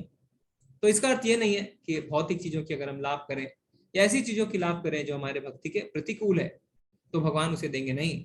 जो भी हमारे भक्ति के अनुकूल है भगवान उसकी रक्षा करते हैं और जो नहीं है उसे प्रदान करते हैं। तो यहाँ पे मेरा आप सबसे एक प्रश्न है, आप हैंड रेज करके बता सकते हैं। इस श्लोक में जो आखिरी दो शब्द हैं योग क्षेमम वहामयम, इसको देख के अगर आपको कुछ याद आता है या आप कहीं से रिलेट कर पाते हैं तो आप हैंड रेज करके बताइए कि इससे आप क्या ध्यान में ला पाते हैं। योग क्षेमम वहामयम। संजीव प्रभु जी, हरे कृष्णा। LIC। जी जी जी जी, धन्यवाद प्रभु जी। वैशाली माता जी, आपका भी यही जवाब है क्या? हरे कृष्णा माता जी। हाँ, जीवन के साथ भी जीवन के बाद भी। जी जी जी, धन्यवाद। तो LIC वालों ने भी इसे अपने टैगलाइन में इस्तेमाल किया, क्या बोल के, योग क्षेमम वहामयम, यानी जीवन के साथ भी जीवन के बाद भी। परंतु उन्होंने इसे बहुत ही गलत तरीके से इस्तेमाल किया है, क्योंकि ये भौतिक लाभ के लिए नहीं है। LIC वाले क्या देते हैं, पैसे देते हैं, पर ये भौतिक लाभ के लिए नहीं है, ये है भक्ति के लिए। क्योंकि भगवान का नाम क्या है, हरि। हरि यानी जो हर लेते हैं। तो भगवान क्या हरते हैं, जो भी हमारे भक्ति के प्रतिकूल है उन सब चीजों को हर लेते हैं। तो यहाँ पे एक कथा भी आती है शास्त्रों से। तो एक बहुत बड़े आचार्य हुए जिनका नाम था अर्जुनाचार्य। तो यहाँ पे आप देखेंगे क्या लिखा हुआ है, योग क्षेमम वहामयम, यानी मैं खुद, भगवान कहते हैं कि मैं खुद उनकी आवश्यकताओं को पूरा करता हूं। तो अर्जुनाचार्य जो हुए उन्होंने कहा कि किस तरीके से भगवान खुद आएंगे, और भगवान खुद क्यों आएंगे? भगवान तो अपने किसी पार्षद को भेज सकते हैं, उन्हें खुद आने की आवश्यकता क्यों है? तो उन्होंने जो है उस शब्द को काट दिया, वहामयम। तो अब क्या होता है, जब वो इस पे टिप्पणी लिख रहे होते हैं तो उस शब्द को काट के स्नान करने के लिए जाते हैं। जब वो स्नान करने के लिए जाते हैं तो अपने घर में अपनी पत्नी को कहते हैं कि मैं स्नान करके आता हूँ, आप खाना बना के रखिए। तो इतने में अर्जुनाचार्य फिर स्नान करने चले जाते हैं।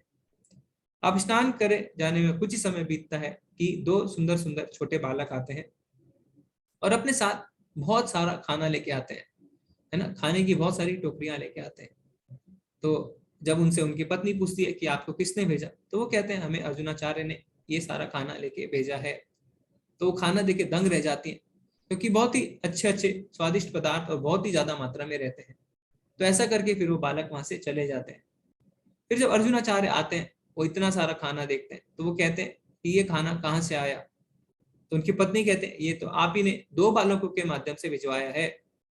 तो उनको समझ जाते हैं कि मैंने तो किसी को भी नहीं भेजा। पर तब उनको स्मरण होता है किस तरीके से जब वो टिप्पणी लिख रहे थे भगवत गीता पे, तो उन्होंने वहामयम शब्द को काट दिया था। क्योंकि उन्होंने उस शब्द को काट दिया था तो भगवान अब ये बताने आए थे कि मैं सच में खुद आता हूँ, ऐसा नहीं है कि मैं किसी पार्षद को भेजता हूँ। वहां में अहम, अहम जो शब्द है, अहम यानी मैं खुद, तो अहम शब्द को उन्होंने काटा था। तो उन्हें समझ में आ गया कि भगवान सच में खुद आते हैं और खुद ही भक्तों की जो है आवश्यकताओं को पूरा करते हैं। और जो 2 छोटे छोटे बालक थे वो थे भगवान श्री कृष्ण और भगवान बलराम जी। तो इस तरीके से हमें पता चलता है कि भक्तों की जो भी आवश्यकता होती है भगवान उसे स्वयं पूरा करते हैं। अब भगवान यहाँ पे बताते हैं कि किस तरीके से देवी देवता जो हैं वो भगवान के अंश होते हैं। ये अन्य देवता भक्ता यजन्ते श्रद्धयान्वितः ते अपि मामेव कौन्तेय यजन्ते अविधि पूर्वकम। हे कुंती पुत्र, जो लोग अन्य देवताओं के भक्त हैं और उनकी श्रद्धा पूर्वक पूजा करते हैं, वास्तव में वे भी मेरी पूजा करते हैं, किंतु वह यह त्रुटिपूर्ण ढंग से करते हैं। तो क्या होता है कि कई लोग देवी देवताओं के पास जाते हैं, उनकी पूजा करते हैं, तो भगवान कहते हैं कि वास्तव में वो मेरी ही पूजा करते हैं। क्यों? क्योंकि जो देवी देवता होते हैं वो भगवान के अंश ही होते हैं। जैसे पेड़ की जड़ में अगर हम पानी देते हैं तो पूरे पेड़ की सेवा हो जाती है, पर अगर हम पेड़ के तने में अलग से, पेड़ के फल में अलग से, फूल में अलग से दें तो क्या पेड़ की सेवा होगी? नहीं हो पाएगी। इसीलिए भगवान कहते हैं कि ये त्रुटिपूर्ण ढंग से करते हैं। क्योंकि भगवान की अगर हम सेवा करते हैं, भगवान की पूजा करते हैं, तो सबकी पूजा अपने आप हो जाती है। परंतु अगर हम अलग अलग अंग की, अलग अलग हिस्से की पूजा करें तो शायद हम पूरे अंश की या पूरे शरीर की सेवा नहीं कर पाए। अगर आप सिर्फ हाथ की सेवा करें तो क्या आपके पूरे शरीर की सेवा होगी? नहीं। पर अगर आप खाना खाएंगे और पेट में उसे डालेंगे तो क्या होगा? पूरे शरीर की सेवा होगी।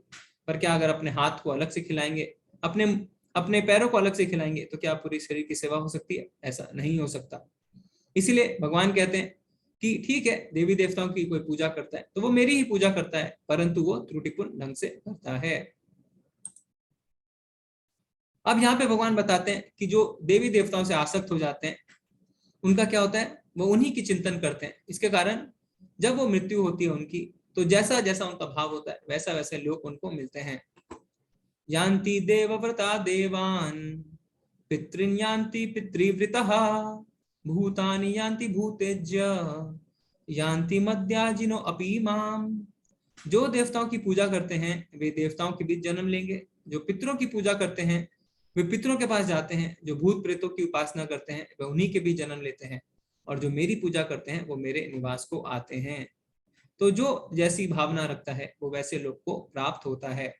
तो कई लोग जो होते हैं वो देवी देवताओं की पूजा करते हैं क्योंकि उन्हें भौतिक लाभ की इच्छा होती है, तो जब वो मरते हैं तो उन्हीं के लोग जाते हैं। कई लोग क्या करते हैं, कई लोग जो है भूत प्रेत की उपासना करते हैं, है ना, शमशान जाते हैं, काला जादू वगैरह करते हैं, तो वो उन्हीं के बीच, भूतों के बीच जन्म लेते हैं। कई लोग जो है वो पितरों की पूजा करते हैं तो वो पितर लोग जाते हैं। पर भगवान क्या कहते हैं? जो मेरी उपासना और पूजा करता है वो मेरे लोग आता है। तो जो देवी देवताओं के लोग हैं, पितरों के लोग हैं, हर जगह जो है वहां से आपको दोबारा आना पड़ता है, क्योंकि कोई भी शाश्वत लोक नहीं है। सिर्फ एक ही शाश्वत लोक है, वो है भगवान का परम धाम। तो हमें भगवान के परम धाम जाना है, ना कि देवी देवताओं के या पितरों के या भूत लोक में ही जाना है। पर अब आप कह सकते हैं कि भगवान फिर ऐसा क्यों नहीं करते कि सिर्फ हम उनकी उपासना करें? क्योंकि भगवान हमारे साथ जबरदस्ती नहीं करते। भगवान ने जो हमें सूक्ष्म स्वतंत्रता दी है वो इसलिए दी है कि हम अपनी इच्छा से भगवान की भक्ति करें। क्योंकि अगर भगवान हमें जबरदस्ती करेंगे तो भगवान तानाशाह हो जाएंगे, तो फिर हमें उन्हें स्वतंत्रता देने की जरूरत ही नहीं थी। वो जैसा कहते हम वैसा कर सकते थे, पर उन्होंने क्या किया? हमें स्वतंत्रता दी जिससे हम चुनाव कर सके कि हमें क्या चाहिए। और जब हम फिर भक्ति का चुनाव करते हैं तो वो अगाध प्रेमी होता है भगवान के प्रति। अब यहाँ पे हमें पता चलेगा कि भगवान को प्रसन्न करना बहुत ही ज्यादा सरल है। भगवान क्या कहते हैं? पत्रम पुष्पम फलम तोयम यो मे भक्त्या प्रयच्छति तदहम भक्त्या उपृत्तम अस्नामि प्रतात्मनः। यदि कोई प्रेम तथा भक्ति के साथ मुझे पत्र, पुष्प, फल या जल प्रदान करता है तो मैं उसे स्वीकार करता हूँ। तो भगवान की भक्ति बहुत ही ज्यादा सरल है ना। लोग बड़े बड़े यज्ञ करवाते हैं, सीढ़ियां चढ़ते हैं, कितने कठोर व्रत करते हैं और फिर उसका अहंकार करने लगते हैं। पर भगवान को क्या चाहिए? भगवान कहते हैं प्रेम तथा भक्ति। तो भगवान को सिर्फ 2 ही चीज चाहिए, प्रेम और भक्ति। अगर ऐसा होता है तो भगवान बहुत ज्यादा प्रसन्न हो जाते हैं। इसीलिए यहाँ पे आप देखेंगे श्लोक में भक्ति शब्द का इस्तेमाल 2 बार किया गया है। क्यों? क्योंकि भक्ति ही भगवान को प्रिय है। और जो अच्छा भक्त होता है, जो शुद्ध भक्त होता है, भगवान जो है उसके लिए बहुत ज्यादा ही उसको अपने धाम बुलाते हैं, उससे बहुत ज्यादा प्रेम करते हैं, भगवान उसके वश में आ जाते हैं। भगवान को वश में लाने का एक ही तरीका है, भक्ति। ठीक है, तो भगवान हमारे भोजन या हमारे पानी के भूखे नहीं है, वो हमारी भक्ति सेवा के भूखे हैं। इसलिए हम जो कुछ भी भगवान को अर्पित करते हैं उसे हमें प्रेम और भक्ति के साथ ही अर्पित करना चाहिए। तो यहाँ पे एक बहुत ही सुंदर कथा आती है। एक शिष्य है, वो अपने गुरुजी से पूछता है कि गुरुजी, आप मुझे रोज कहते हैं कि भगवान को भोग लगाओ और फिर प्रसाद ग्रहण करो। मैं रोज भोग लगाता हूँ पर भगवान तो खाते ही नहीं। तो गुरुजी ने कहा कैसे? तो उन्होंने कहा कि रोटी वैसी की वैसी पड़ी रहती है, सब्जी वैसी की वैसी पड़ी रहती है, पानी भी वैसे का वैसा पड़ा रहता है, तो भगवान खाते नहीं, तो फिर आप क्यों मुझे रोज भोग लगाने के लिए कहते हैं? तो गुरुदेव क्या करते हैं, उनके गुरुजी कहते हैं ठीक है, तुम एक काम करो, तुम ये भगवत गीता की किताब लेके जाओ और पहले अध्याय का पहला श्लोक जो है उसको कंठस्थ करके आना। तो शिष्य उस किताब को ले जाता है और अगले दिन कंठस्थ करके आता है और अपने गुरुजी को कहता है कि ये लीजिए आपकी किताब और आप खोल के देख सकते हैं, पहले अध्याय का पहला श्लोक मैंने कंठस्थ कर लिया है, मैं आपको सुनाता हूँ। और शिष्य जो है वो अपने गुरुजी को वो श्लोक सुनाता है और पूरी अच्छी तरीके से सुनाता है, शुद्ध उच्चारण के साथ सुनाता है। पर गुरुजी कहते हैं नहीं, तुमने कंठस्थ नहीं किया। तो शिष्य जो है बहुत ज्यादा अचंभित होता है, बोला मैंने तो अभी आपको पढ़ के सुनाया। तो बोला नहीं, तुमने कंठस्थ नहीं किया। शिष्य बार बार सुनाता है। तो फिर अंत में गुरुजी कहते हैं कि अगर तुमने कंठस्थ किया, अगर तुमने स्मरण किया, तो ये श्लोक यहाँ पे क्यों है, ये यहाँ से तुम्हारे मस्तिष्क में क्यों नहीं गया? तो अब शिष्य समझ जाता है कि जो भगवान को हम भोग लगाते हैं, अगर वहां से रोटी गायब नहीं हुई, अगर वहां से जो है जल हिला नहीं, जल गायब नहीं हुआ, इसका अर्थ ये नहीं कि भगवान ने भोग नहीं लगाया। भगवान सूक्ष्म रूप में भोग लगाते हैं। जिस तरीके से उस शिष्य ने सूक्ष्म रूप में उस श्लोक को अपने मस्तिष्क में धारण किया, तो भगवान भी सूक्ष्म रूप में भोग लगाते हैं। और भगवान भोग लगाते हैं, इसमें कोई भी दो राय नहीं है। ठीक है, यहाँ पे बहुत ही सुंदर हम एक चीज के बारे में जानेंगे जो हमारे गोस्वामी श्रील रूप गोस्वामी ने बताया युक्त वैराग्य के बारे में, कि किस तरीके से हम हर पदार्थ को भगवान की सेवा में लगा सकते हैं। यत् करोषि यत् स्नासि यत् जुहोषि ददासि यत् तपस्यसि कौन्तेय तत्कुरु समदर्पण। हे कुंती पुत्र, तुम जो कुछ करते हो, जो कुछ खाते हो, जो कुछ अर्पित करते हो या दान देते हो और जो भी तपस्या करते हो, उसे मुझे अर्पित करते हुए करो। तो यहाँ पे क्या है, युक्त वैराग्य के बारे में भगवान बताते हैं। यानी अगर हम कोई भी कर्म करते हैं और उसके फल को भगवान को अर्पित करते हैं तो उसे हम युक्त वैराग्य कहते हैं। तो जैसे प्रभुपाद जी है ना, टाइपराइटर का इस्तेमाल करते थे, एरोप्लेन में जाते थे, तो क्यों? वो जो है वो पदार्थ है, उसका उन्होंने भगवान की सेवा में इस्तेमाल किया है। तो उसके लिए प्रभुपाद जी एक बहुत ही सुंदर उदाहरण देते थे कि एक लोहे की छड़ी है, अगर उस लोहे की छड़ी को आप आग में तपाएंगे तो क्या होता है, वो आग बन जाती है, अब वो लोहा नहीं रहती। इसी तरीके से कोई भी अगर भौतिक पदार्थ है, अगर आप उसको भगवान की सेवा में लगाते हैं तो फिर वो भौतिक नहीं रहता, वो आध्यात्मिक बन जाता है। तो इसीलिए भगवान कहते हैं कि तुम जो भी करते हो वो मुझे अर्पित करो। क्यों? अगर हम ऐसा करते हैं तो हर समय हम भगवान का स्मरण कर पाएंगे। हम कुछ खाते हैं तो अर्पित करें, कुछ दान देते हैं तो उन्हें अर्पित करें, कोई तपस्या करते हैं तो अर्पित करें, कुछ भी करें भगवान को अर्पित करें। इससे क्या होगा, इससे हमेशा हम भगवान को मन में बिठा के रखेंगे, हमेशा उनका स्मरण करेंगे। और दूसरा क्या है, दूसरा हमारे मन की शुद्धि भी होगी। जैसे गंगा स्नान करते हैं तो गंगा जी का जल गंगा जी को ही अर्पित करते हैं। क्यों? गंगा जी को उनका जल दोबारा नहीं चाहिए, पर हमारे मन की इससे शुद्धि होती है। तो इसीलिए हमें क्या करना चाहिए, हमें हमेशा जो है वो भगवान का स्मरण करते रहना चाहिए। आगे भगवान क्या कहते हैं, सम्मोहम सर्वभूतेषु नामे द्वेषस्ति ना प्रियः ये भजन्ति तु मां भक्त्या मयितेषु चाप्यहम्। मैं ना तो किसी से द्वेष करता हूं, ना ही किसी के साथ पक्षपात। मैं सबों के लिए संभाव हूँ, किंतु जो भी भक्ति पूर्वक मेरी सेवा करता है वह मेरा मित्र है, मुझ में स्थित रहता है और मैं भी उसका मित्र हूँ। तो भगवान किसी के साथ पक्षपात नहीं करते ना। जैसे अगर किसी माँ बाप के दो बेटे हैं, दो पुत्र हैं, एक बहुत ही अच्छा है, संस्कारी है, और दूसरे सारी गंदी आदतें पाल के रखी है उसने, तो क्या माँ बाप उसे रोटी देना बंद कर देते हैं? नहीं, रोटी वो दोनों को देते हैं। तो भगवान इसीलिए कहते हैं मैं किसी के साथ पक्षपात नहीं करता। तो अब कोई कह सकता है तो ठीक है, तो फिर मैं भक्ति क्यों करूं? क्योंकि आगे भगवान क्या कहते हैं, जो मेरी भक्ति पूर्वक सेवा करता है वह मेरा मित्र है और मैं भी उसका मित्र हूं। तो जो अब पुत्र अच्छा होता है, स्नेह जो है माता पिता का उस पुत्र के प्रति ज्यादा रहता है।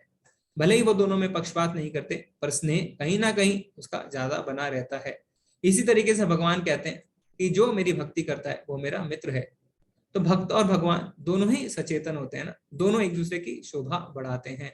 जैसे कि हीरा और सोना दोनों एक दूसरे की शोभा बढ़ाते हैं, इसी तरह भक्त और भगवान का रिश्ता भी होता है। जैसे जहां राम का नाम है वहीं हनुमान जी है, और जहां हनुमान जी है वहीं राम भी है। अब यहाँ पे भगवान बताते हैं कि जो बहुत ज्यादा गलत काम करते हैं वो भी भक्ति में जब आते हैं तो उन्हें हमें क्या समझना चाहिए? उन्हें हमें जो है भक्त ही समझना चाहिए। अपि चेत सुदुराचारो भजते माम अनन्य भाग साधुरेव समन्तव्य समज्ञ व्यवसितो हि सा। यदि कोई जघन्य से जघन्य काम करता है किंतु यदि वह भक्ति में रत रहता है तो उसे साधु मानना चाहिए, क्योंकि वह अपने संकल्प में अडिग रहता है। तो एक होता है गलत काम करने वाला जिसे हम कहते हैं दुराचारी, एक होता है बहुत ज्यादा गलत काम करने वाला जिसे कहते हैं सुदुराचारी। तो हो सकता है भक्ति से पहले हम कुछ गलत काम करते रहे हो, पर अगर हम भक्ति शुरू करते हैं तो भगवान कहते हैं उसे साधु मानना चाहिए। जैसे कोई पंखा अगर आप बंद करते हैं तो वो तुरंत बंद नहीं होता, तो टाइम लगता है उसे बंद होने में। तो जब हम गलत काम करते हैं पर भक्ति में आते हैं तो हो सकता है कुछ हमारे पुराने कर्म हमारे आड़े आए, पर हमें भक्ति बंद नहीं करनी चाहिए, भक्ति जारी रखनी चाहिए, क्योंकि जो भक्ति में दृढ़ रहता है वो साधु माना जाता है। क्षिप्रम भवति धर्मात्मा सस्वच्छांतिम निगच्छति कौन्तेय प्रतिजानीहि नामे भक्ता प्रणश्यति। वह तुरंत धर्मात्मा बन जाता है और स्थायी शांति को प्राप्त करता है। हे कुंती पुत्र, निडर होकर घोषणा कर दो कि मेरे भक्त का कभी विनाश नहीं होता। तो जो भगवान की पूरी शरणागति ले लेता है वो तुरंत क्षिप्रम तुरंत भगवान को प्राप्त होता है। तो यहाँ पे भगवान ने अर्जुन को कहा कि तुम घोषणा कर दो कि मेरे भक्तों का कभी विनाश नहीं होता। ऐसा भगवान तो खुद भी कर सकते थे ये घोषणा, पर भगवान ने अपने भक्तों से ये घोषणा क्यों करवाई, इस पे हम थोड़ी सी चर्चा करते हैं। हमारा समय हो चुका है, पर हम एक दो हैंड ले सकते हैं। अगर आपको पता है तो आप हैंड रेस करके बताइए कि भगवान ने अर्जुन को घोषणा करने को क्यों कहा। भगवान तो खुद भी कह सकते थे कि जो मेरी भक्ति करता है उसका कभी विनाश नहीं होता, तो उन्होंने अर्जुन को क्यों कहा कि तुम घोषणा कर दो। अगर आपके कोई विचार है तो आप बताइए। हरे कृष्णा। सोनिका माता जी। हरे कृष्ण प्रभु जी। मुझे ऐसा लगता है कि क्योंकि अर्जुन भी पूरा शरणागत हो गए थे, मतलब पहले से ही जब उन्होंने अपनी व्यथा सुनाई उसके बाद, और उनका विनाश नहीं हुआ, तो उनके द्वारा अगर ये कहा जाए तो बाकी भक्तों को भी ये विश्वास हो जाएगा कि जैसे अर्जुन का और बाकी भक्तों का भी विनाश नहीं हुआ, वैसे उनका भी कभी विनाश नहीं होगा अगर वो भगवान की शरण में जाते हैं। जी जी जी, ठीक है माता जी, ठीक है। हम एक और हैंड ले लेते हैं। दिग्विजय प्रभु जी। हरे कृष्णा। हरे कृष्णा बाबू जी। प्रभु जी, मैं जो समझ पा रहा हूँ शायद भगवान ने इसलिए उनको बोला ताकि अर्जुन खुद ये एक्सेप्ट कर पाए पूरी तरीके से, और वो अपने अंदर वो कॉन्फिडेंस ला पाए जो भगवान दूसरों को बताना चाह रहे हैं, जो भगवान खुद उनको कन्वे करना चाह रहे हैं। तो भगवान चाह रहे हैं कि यदि वो बोलेंगे ये चीज दूसरों को तो वो अपने अंदर फुल कॉन्फिडेंट होकर के बोलेंगे, तो वो ज्यादा उनके लिए बेनिफिशियल होगा युद्ध करने में। ठीक है प्रभु जी, ठीक है। तो हम इस चर्चा को आगे बढ़ाते हैं। आप सबने अच्छा प्रयास किया। हम इसको एक उदाहरण के माध्यम से समझेंगे। जब महाभारत का युद्ध चल रहा था तो भीष्म पितामह ने क्या प्रतिज्ञा ली थी कि मैं भी गंगा पुत्र भीष्म नहीं अगर मैंने भगवान श्री कृष्ण को अस्त्र और शस्त्र ना उठवा दिए, है ना। पर साथ में भगवान श्री कृष्ण ने क्या प्रतिज्ञा ली थी कि मैं अस्त्र नहीं उठाऊंगा। पर होता क्या है हम सब जानते हैं, जब भीष्म जो है अर्जुन पे वार करते हैं और उनके रथ का पहिया निकल जाता है तो कृष्ण जी उस पहिए को लेके भीष्म पितामह की ओर दौड़ते हैं और पीछे से अर्जुन उन्हें रोकते हैं कि आप ये क्या कर रहे हैं, आपका वचन टूट जाएगा। तो भगवान क्या कहते हैं? भगवान कहते हैं मेरा वचन टूट जाए पर मेरे भक्त का वचन नहीं टूटना चाहिए, क्योंकि भीष्म पितामह उनके बहुत बड़े भक्त रहते हैं। तो यानी भगवान जो है क्या कहते हैं, अपना मान टले टल जाए, भक्त का मान ना टलते देखा। हमने पढ़ा है ना इसको कि प्रेम के पाले प्रभु को नियम बदलते देखा, अपना मान टले टल जाए, भक्त का मान ना टलते देखा। इसलिए भगवान अर्जुन को कहते हैं कि तुम घोषणा कर दो, क्योंकि हो सकता है कि किसी भक्त से बाध्य होकर भगवान अपना वचन तोड़ दें, पर जब कोई भक्त उनके लिए घोषणा करेगा तो भगवान उसको कभी भी नहीं तोड़ेंगे। तो इसलिए भगवान अर्जुन को कहते हैं कि तुम घोषणा करो। तो आगे हम बढ़ते हैं।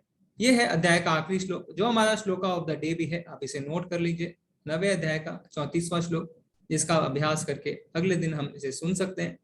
तो इसमें भगवान क्या कहते हैं, और ये बहुत ही ज्यादा महत्वपूर्ण श्लोक है, क्योंकि ये एकमात्र ऐसा श्लोक है, ऐसे सिर्फ 2 श्लोक हैं भगवत गीता में जिसे भगवान ने 2 बार कहा। एक ये श्लोक है जिसे भगवान ने यहाँ पे कहा और 18वें अध्याय में कहा, और दूसरा एक और ऐसा श्लोक है। तो भगवान क्या कहते हैं, मन मना भव मद भक्तो मद्याजी माम नमस्कुरु मामे वैश्यसि युक्त वैवम आत्मानम मत परायणम। अपने मन को मेरे नित्य चिंतन में लगाओ, मेरे भक्त बनो, मुझे नमस्कार करो और मेरी ही पूजा करो। इस प्रकार मुझ में पुण्यता तलीन होने पर तुम निश्चित रूप से मुझको प्राप्त करोगे। तो भगवान हमें यहाँ पे बता देते हैं कि हमें क्या करना है। भगवान ने अपने बारे में, अपने भक्तों के बारे में और अपने भक्तों से अपने संबंध के बारे में इस अध्याय में हमें बताया। तो अब हमें क्या करना है, अब हमें हमेशा भगवान का चिंतन करना है। इस श्लोक में भगवान बताते हैं कि अब हमें क्या करना है। इस अध्याय में जानने के बाद हमें क्या करना है, हमें हमेशा भगवान का चिंतन करना है, उनका भक्त बनना है, उन्हें नमस्कार करना है और उनकी पूजा करनी है। तो इसी को हम कहते हैं कृष्ण भावना भावित होना, इसी को कृष्ण कॉन्शियसनेस भी कहते हैं।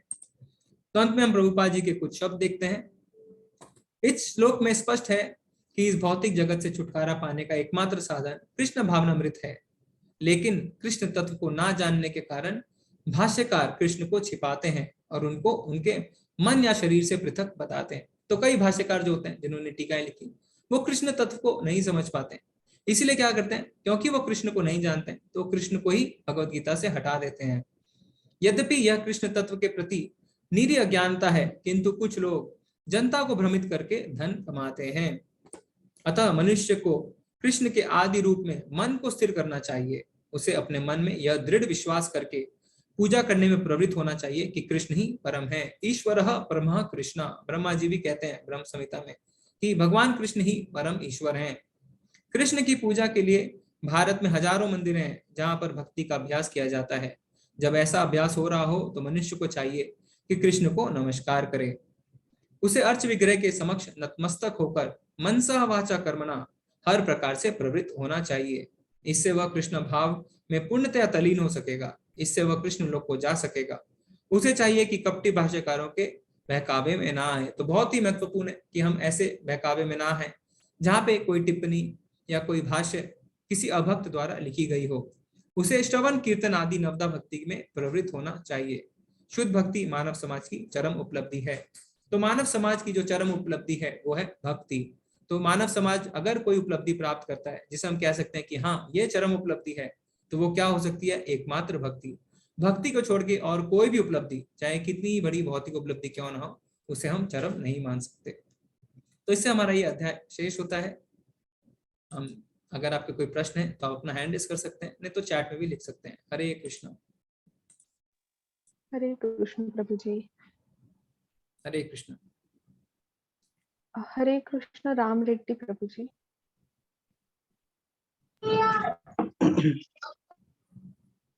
हरे कृष्ण प्रभु। हरे कृष्ण प्रभु।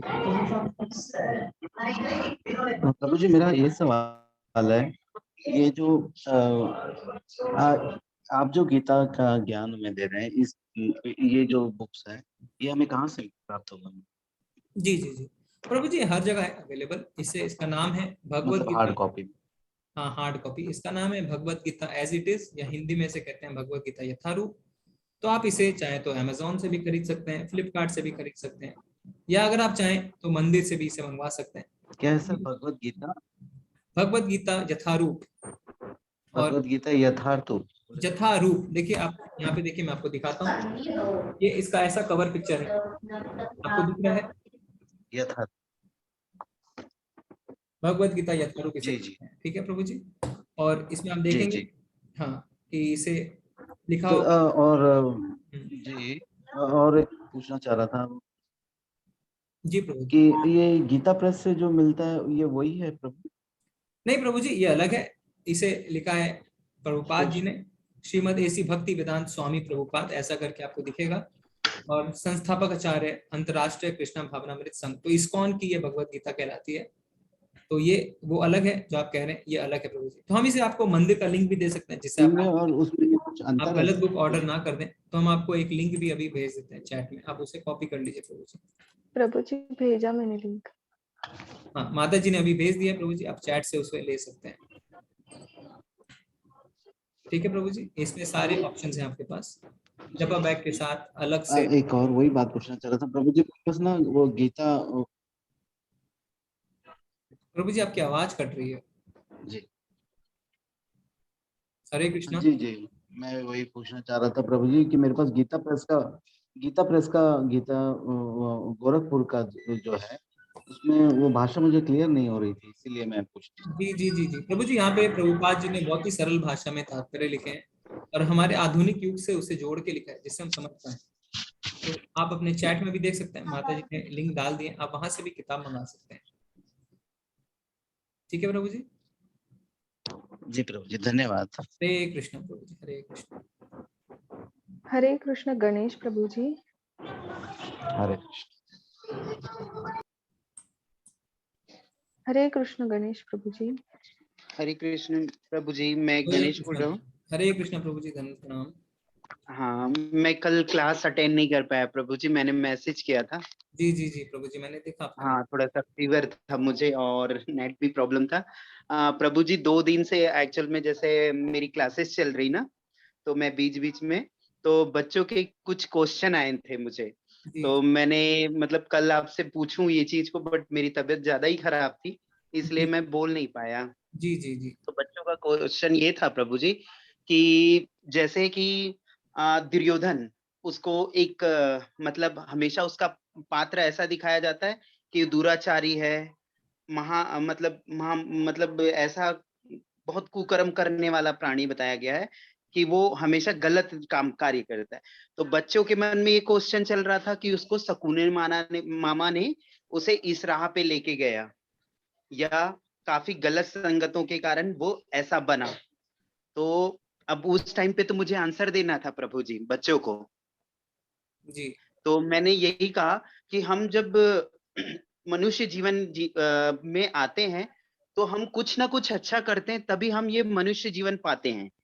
उसके बाद जब हम सोचने और समझने की अपनी जो क्षमता खो देते हैं और हम किसी दूसरे व्यक्ति के ऊपर आश्रित होके वो कार्य करते हैं, तो हमें वो भगवान नहीं कहा जाता कि आप ये करो। जैसे बेटा मैं आज आपको बताऊं कि ये सूरज है, उस सूरज को मैं कल बोलूं कि नहीं ये चांद है, तो आप मानोगे? नहीं मानोगे ना।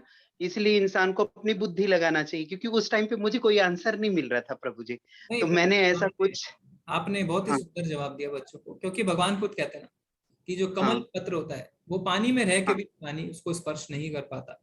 तो हम भौतिक जगत में रहते हैं, हम बहुत सारे लोगों से घिरे हुए रहते हैं, पर इसका अर्थ नहीं है हाँ कि हम जो है उनमें लीन हो जाए, या उसमें उनको इतने ज्यादा उनसे प्रभावित हो जाए कि गलत कार्य की ओर बढ़ जाए। तो कारण हाँ तो कोई भी हो सकता है ना, कारण ज्यादातर संगति होती है, क्योंकि इसीलिए जब हम हाँ भक्ति भी करते हैं तो हम कहते हैं कि हमें अच्छे संग में रहना चाहिए। तो संगति का तो बहुत ज्यादा प्रभाव पड़ता है। पर हाँ जो वहां पे शकुनी थे, तो शकुनी तो सभी के मामा थे, पांडव पे तो उनका प्रभाव नहीं पड़ा है ना, तो हाँ हाँ प्रभाव उनका पड़ा इन पे।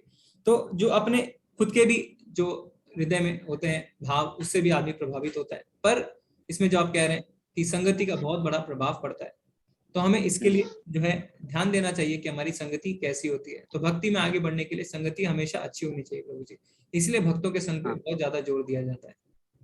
सही। प्रभु जी एक और क्वेश्चन था, मैं बचपन से मतलब वो चीज को महसूस करता हूँ। जैसे कि मैं दादी के साथ रहा, तो उन्होंने मुझे गायत्री परिवार में ही रखा, तो जिस तरीके से वहाँ की जो मुझे मतलब दीक्षा मिली, जो भी चीजें हुई, परंतु मेरा हमेशा मन एक और जैसे अभी पेरेंट्स के साथ रहा तो कुल देवी देवता जो चीजें मेरे अंदर थी ना, आज के आपने जो कोर्स में बताया ना, वो चीजें आई, कुछ कुछ चीजें जैसे कुल देवी देवता के बारे में, हाने हमारे पूर्वज देवी देवता के बारे में, तो वो चीजें आई। तो मेरे अंदर ये था बचपन से, जैसे कि मैं गणेश जी और कृष्ण जी के पीछे पागल ही था। जैसे कि उनकी मूर्तियां जैसे ठंडा कर, हम गणेश जी रखते थे तो ठंडा कर देते थे, तो वो उसको मैं उठा के ले आता था। वैसे ही वो कितना भी जाऊं, मतलब मुझे कहा जाता था, बट ये चीजें नहीं आई। और जैसे मेरे यहाँ के पिताजी करो तो वो मुझसे नहीं हो पाता प्रभु जी। जी प्रभु जी, अंत में आपकी आवाज कट गई, आप क्या कह रहे थे अंत में? हाँ, जैसे मेरे पिताजी हैं, उनकी कुल देवी हैं जी शाकंभरी देवी, जी जी और जो कुल देवी देवता उनको मनाना चाहिए, ये करना चाहिए, वो हमेशा बोलते हैं, बट मुझे अंदर से नहीं आता प्रभु जी। जी जी और जी मैं हमेशा बचपन से ये चीज है कि मैं कभी भी कुछ, मतलब उतना तो नहीं करता, परंतु जब दिल से मैं कुछ भी चीजें, या मतलब ऐसा आता है कि हफ्ते में 2 बार या 3 बार मैं जाता हूँ, एक जगह होती है जहाँ पे भगवान जैसे गणेश जी हैं, कृष्ण जी की मूर्ति है जो फेमस है, उस जगह पे जाके मैं अपनी पूरी दिनचर्या उनके सामने बखान करता हूँ, बताता हूँ कि मैं ऐसा किया हूँ, मैंने ऐसा किया, मेरे साथ ये हुआ, ये सारी चीजें। वो बचपन से ही है प्रभु जी, कभी किसी ने कहा नहीं कि ऐसा करो, बट वो चीज करने से मुझे सुकून मिलता है। तो यही होता है, कई बार मुझे डाला जाता है कि तुम इससे मानो और इसे करो, तो वो बार बार दिमाग में आता है। तो यही यही चीजें पूछ रही थी प्रभु जी। जी जी जी प्रभु जी, ठीक है। तो इसमें हमने देख ही लिया भगवान खुद क्या कहते हैं। भगवान कहते हैं कि देवी देवताओं के पास हम जाते हैं जब हमें भौतिक इच्छाएं रहती हैं, पर हाँ भगवान के पास हम जाते हैं भक्ति के लिए। तो अगर आपको देवी देवताओं के पास जाने की इच्छा नहीं रहती है तो ये अच्छी बात है। और क्योंकि अब जब आप बच्चे रहते हैं, जब आप छोटे रहते हैं, तो माँ बाप जैसा हाँ कहते हैं आप ऐसा करते हैं, पर जब आप बड़े होते हैं और शास्त्र पढ़ते हैं, भगवत गीता का ज्ञान लेते हैं, तो आपको समझ आती है कि क्या सही है क्या गलत है। तो आपके माँ बाप जैसा कहते हैं ठीक है, आपको उनका बिल्कुल भी जो है ऐसा नहीं करना है कि आप ज्यादा ज्ञानी हो गए, ऐसा नहीं दिखाना है। पर हाँ आप प्रभु जी। पता चल गया है कि भगवान की भक्ति करनी है तो भगवान की भक्ति करिए। और हम्म, परिस्थिति अगर कभी ऐसी आती है कि आपको लगता है कि ऐसा नहीं करने से माँ बाप शायद नाराज हो जाए, तो आप देवी देवताओं को नमस्कार भी करिए। नमस्कार करना चाहिए, उन्हें रिस्पेक्ट करनी चाहिए, क्योंकि वो भगवान के अंश हैं और भगवान के सेवक हैं। तो अपमान नहीं हाँ होना चाहिए। पर साथ ही साथ हमें ये नहीं, भी जानना है कि हमें भगवान की भक्ति करनी है, क्योंकि अगर हम हाँ देवी देवताओं के पास जाते हैं तो कहीं ना कहीं हमारे अंदर कोई ना कोई भौतिक भावना रहती है। ठीक है प्रभु जी? हाँ प्रभु जी, ठीक, धन्यवाद प्रभु धन्यवाद जी प्रभु जी। हरे जो कृष्ण, आपने बताया। हरे हाँ, कृष्ण। माता जी, हरे मैं कुछ कृष्ण। चैट से ले लेता हूँ। जी प्रभु जी। कमल प्रभु जी कह रहे हैं कि हमें जो करना है भगवान को समर्पित करके। जी प्रभु जी, धन्यवाद। भगवान कृष्ण और भगवान विष्णु एक ही है क्या? जी हाँ प्रभु जी, एक ही है। भगवान कृष्ण जो है वही विस्तार होते हैं महाविष्णु में, फिर महाविष्णु गर्भोदक्षाई विष्णु, फिर वो क्षीरोदक्षाई विष्णु। पर विष्णु और कृष्ण एक ही है। जैसे हमने पहले डिस्कशन किया था कि घर और ऑफिस में जैसा फर्क होता है, तो भगवान विष्णु जो है वो ऑफिस में जैसे रहते हैं ना, जहाँ पे हो सकता है वो जज हो या कोई सीईओ हो या कोई सीएफओ हो, पर जो घर में रहते हैं तो क्या होता है, किसी के पुत्र हैं, किसी के पति हैं। इसी तरीके से घर में एक रिलैक्स्ड एनवायरनमेंट रहता है। तो भगवान कृष्ण ऐसे जो है गोलोक वृंदावन में रहते हैं, जहाँ पे वो लीलाएं करते रहते हैं और सबको आनंद प्रदान करते हैं। और भगवान विष्णु जो है वो जैसे ऑफिस में हम रहते हैं ना, जहाँ पे हम काम से काम रखते हैं और बहुत ही ऑफिशियल तरीके से रहते हैं। ठीक है प्रभु जी? जो इंसान खुद को कृष्ण भगवान बताते हैं और बोलते हैं मेरी ही पूजा करें, माता जी हमने बहुत चर्चा करी थी इस पे। प्रभुपाद जी कहते हैं अगर कोई कहता है आई एम गॉड, तो एक्चुअली वो डॉग है ना, कोई ऐसा नहीं कह सकता है। आप 11वें अध्याय जब पढ़ेंगे तो आप उन्हें बताइएगा कि हम उनकी कैसे परीक्षा ले सकते हैं। तो 11वें अध्याय तक आप इंतजार करिए माता जी। क्या गीता को रोज पाठ कैसे करें और किस चैप्टर का डेली पाठ करें? माता जी पूरा भगवत गीता का ही हमें पाठ करना चाहिए। अगर आपको रोज पाठ करना है विवा माता जी, तो आप रोज पहले अध्याय से शुरू करें, कुछ श्लोक करें, फिर अगले दिन आगे से कंटिन्यू करें। तो इस तरीके से आप सारे अध्याय भी कवर कर पाएंगे और पूरी भगवत गीता भी कंप्लीट हो जाएगी। गीता का कौन सा चैप्टर रोज पाठ करने से लाभ होता है? माता जी पूरी भगवत गीता ही जो है वो हमें पाठ करनी चाहिए। ठीक है माता जी कह रहे हैं उन्हें बहुत सारे सवाल हैं, वो कैसे पूछें? तो माता जी अगर आपके कोई व्यक्तिगत सवाल है तो हम आपको किसी माता जी से कनेक्ट कर सकते हैं, है ना। वो माता जी आपके सारे प्रश्नों के जवाब देंगे। अगर आप ऐसा चाहते हैं तो आप बताएं, तो हम आप किसी माता जी से आपको कनेक्ट कर देंगे, ठीक है। जो करें भगवान को अर्पित करके करें।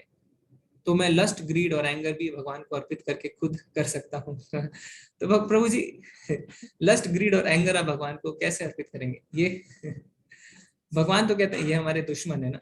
तो जो भी करने का अर्थ है कि जो भी हम कर्म करते हैं वो हमें भगवान को अर्पित करना है। आप काम, क्रोध, मोह, माया को भगवान को अर्पित कर सकते हैं। उसको आप ऐसे समझ सकते हैं कि उसको आप छोड़ सकते हैं ना, उसको आप छोड़ के फिर जो है भगवान को उसके फल को अर्पित कर सकते हैं। क्योंकि जब आप अपने मन से मोह माया त्याग देते हैं तो आप शुद्ध होते हैं, और जब आप शुद्ध होते हैं तब आपकी आत्मा जो है वो भगवान की सेवा में लगती है। क्योंकि जब तक आपके अंदर जो है मोह माया रहेगा, क्रोध रहेगा, गुस्सा रहेगा, काम रहेगा, तब तक आप भगवान की भक्ति में लग ही नहीं पाएंगे। आपको उससे शुद्ध होना है। और कैसे शुद्ध होना है? भगवान का नाम लेंगे। जैसे हम भगवान का नाम लेंगे तो धीरे धीरे ये जो परत है वो ढीली पड़नी शुरू होगी। चेतो दर्पणम मार्जनम। क्योंकि करोड़ों जन्म से ये परत हमारे चित्त पे है, ये साफ होने में समय लगेगा प्रभु जी। तो धीरे धीरे ही हम साफ कर पाएंगे। सोनी माता जी कह रहे हैं जब इंसान अपने मन में सोचते हैं कि हमें भक्ति करनी है, या जब भगवान की कृपा होती है तब भक्ति हो पाती है। कृपा मार्गदर्शन करें। जी, तो माता जी दोनों है। एक तो भगवान की कृपा भी होती है, दूसरी हमारी इच्छा भी होती है। भगवान कहते हैं ना कि 4 लोग मेरे पास आते हैं, आर्त, अर्थार्थी, ज्ञानी और जिज्ञासु। तो आप भगवान के पास कोई ना कोई भौतिक इच्छा से जाते हैं, पर जब आप जाते हैं तो आप शुद्ध भक्तों के संपर्क में आते हैं, फिर आप धीरे धीरे शुद्ध होते हैं। तो हमें जो है भगवान के पास जाने के लिए कोई कारण की आवश्यकता रहती है शुरू में। या तो हमारे जीवन में बहुत ज्यादा दुख आता है, या हमें कोई धन की आवश्यकता या भौतिक लाभ की आवश्यकता होती है, या हम भगवान के बारे में जानना चाहते हैं, या हम भगवान के बारे में थोड़ा जान जाते हैं और ज्ञानी हो जाते हैं, तब हम भगवान के पास जाते हैं। पर तब तक हम शुद्ध भक्ति में नहीं रहते। पर जब भगवान के पास हम जाते हैं तो हम शुद्ध भक्तों से मिलते हैं और शुद्ध भक्ति शुरू करते हैं। तो इसमें भगवान की थोड़ी कृपा भी रहती है। क्योंकि अगर दुख आते हैं तो भगवान की कृपा ही है, क्योंकि जब दुख आते हैं तब हम भगवान के पास जाते हैं।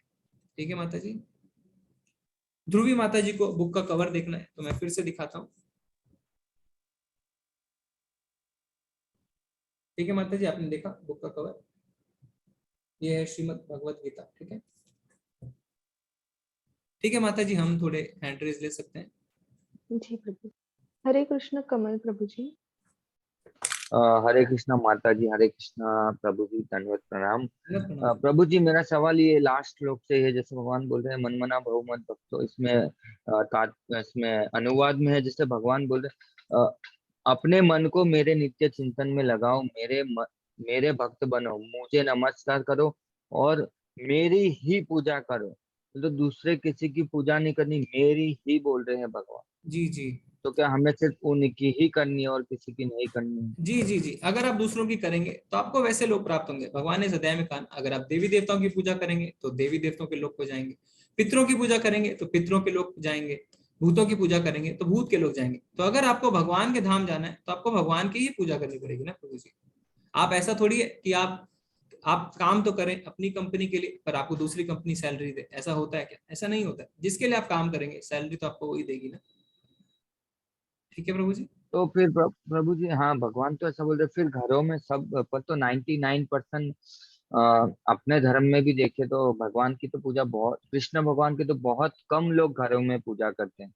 ज्यादातर तो लक्ष्मी जी की, गणेश जी की, शिव जी की, इनकी ही हो, शिव जी की भी छोड़ो, लक्ष्मी जी और गणेश जी की ही पूजा ज्यादातर होती है 99%। या अपने इष्ट की करते हैं या कुल देवता की करते ऐसा हैं। ऐसा नहीं है प्रभु जी। क्योंकि हम अगर भगवान कृष्ण की पूजा नहीं करते हैं तो हम ऐसा नहीं सोच सकते हैं कि दूसरे नहीं करते हैं। आप वृंदावन जाके देखिए, आप द्वारका जाके देखिए, आप जगन्नाथपुरी जाके देखिए, आप रामेश्वरम जाके देखिए, आप धाम में जाइए, तब आपको पता चलेगा कि ऐसा बिल्कुल भी नहीं है। हम जो करते हैं तो हम सोचते हैं लोग भी वैसा करें, पर ऐसा नहीं है। आप धाम में घूमिए तब आपको पता चलेगा प्रभु जी कि किस तरीके से लोग जो है अपने जीवन में भगवान को हर किसी क्षेत्र में, हर किसी कार्य में भगवान को जोड़े रखे हैं। ठीक है प्रभु जी, एक बार अगर आपको मौका मिले तो आप धाम जाइए। ठीक है, आप मायापुर धाम हाँ जाके प्रभु, देखिए। जैसे आप मायापुर धाम जाके मैं सभी हर समय भगवान इस्कॉन का ही मंदिर, कीर्तन, भगवान का ही चिंतन होता है वहां पे। ठीक है प्रभु जी। हाँ प्रभु जी, ऐसा तो मंदिर के बाद मंदिर पे जाने से ही पता चला और फिर मैंने ऐसा कोर्स का भी ढूंढा।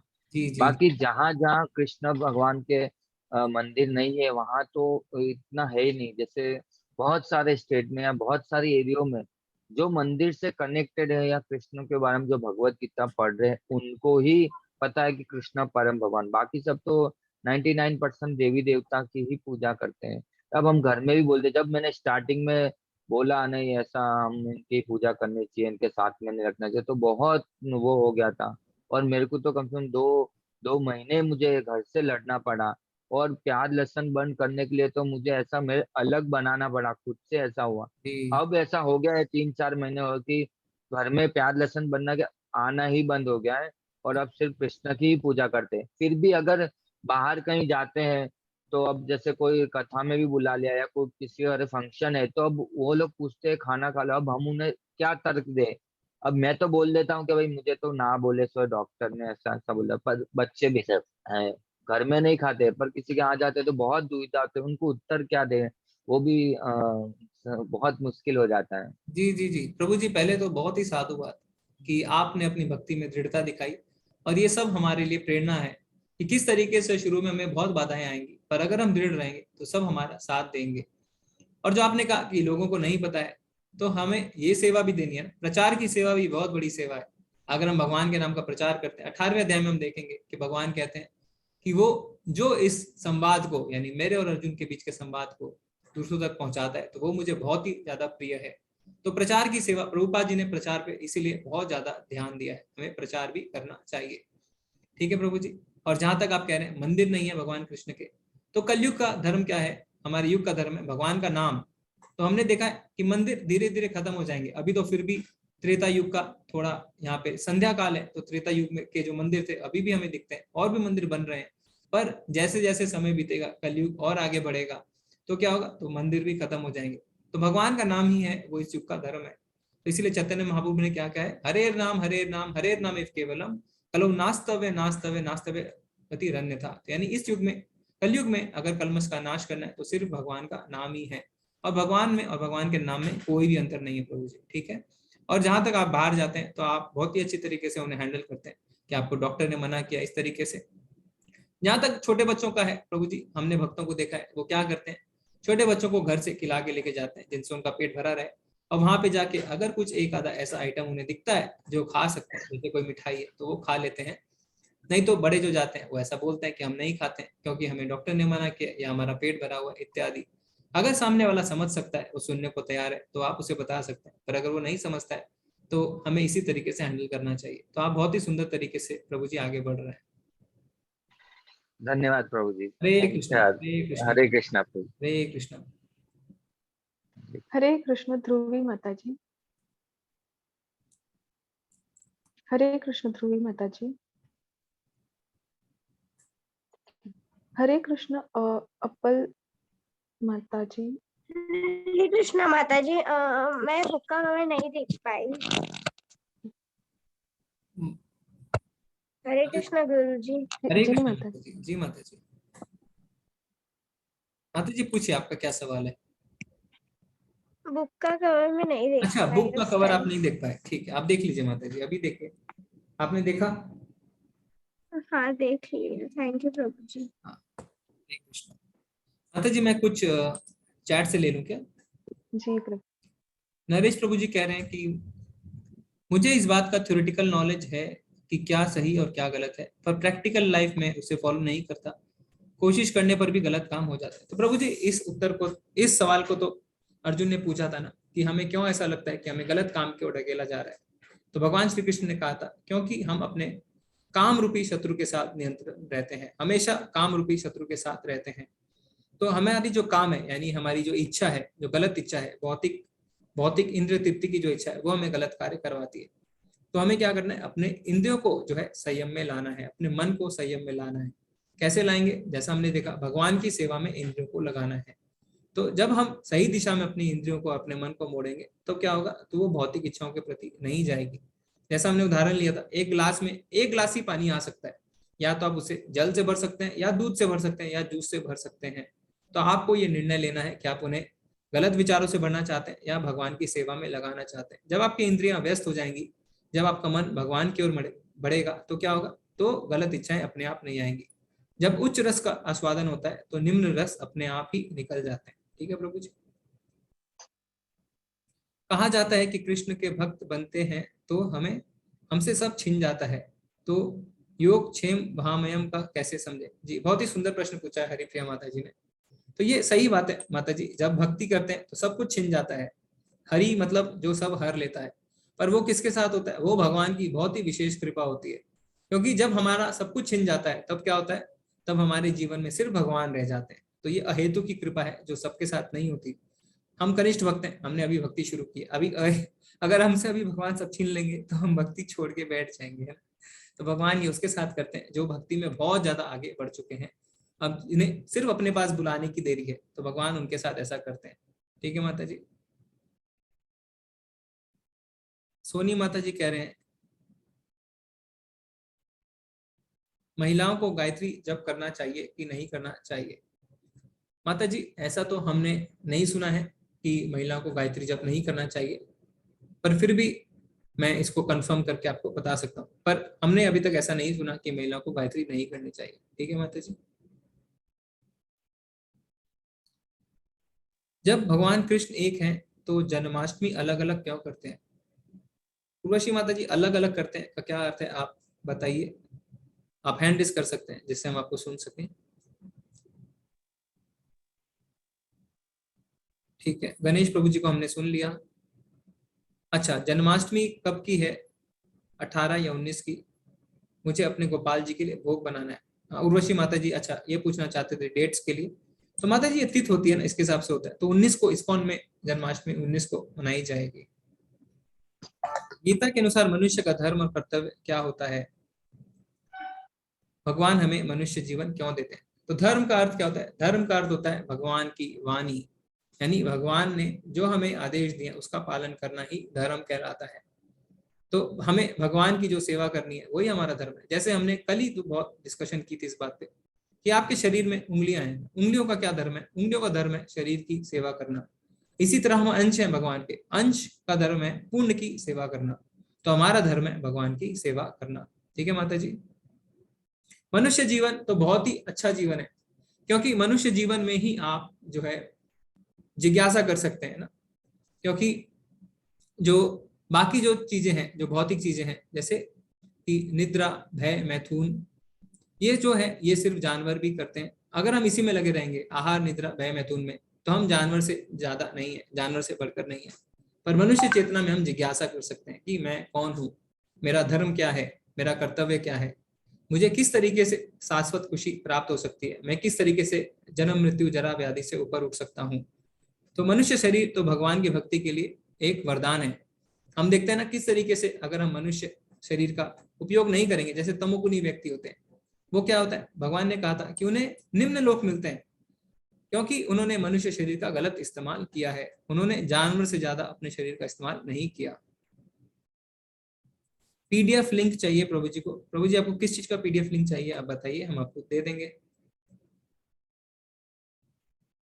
जाप खड़े होके करते हैं या बैठ के? आनंद प्रभु जी, आप खड़े होके भी कर सकते हैं, बैठ के भी कर सकते हैं। तत्रार्पिता नियमित काला, यानी कोई भी इसमें नियम है ना, नियम है ना काल है। आप इसे किसी भी समय कर सकते हैं, चल के भी कर सकते हैं, घूम के भी कर सकते हैं, बैठ के भी कर सकते हैं। ठीक है प्रभु जी। श्री कृष्ण के कई, ठीक है माता जी आप हैंड रेज ले सकते हैं अभी। जी प्रभु जी। हरे कृष्ण अपल प्रभु जी।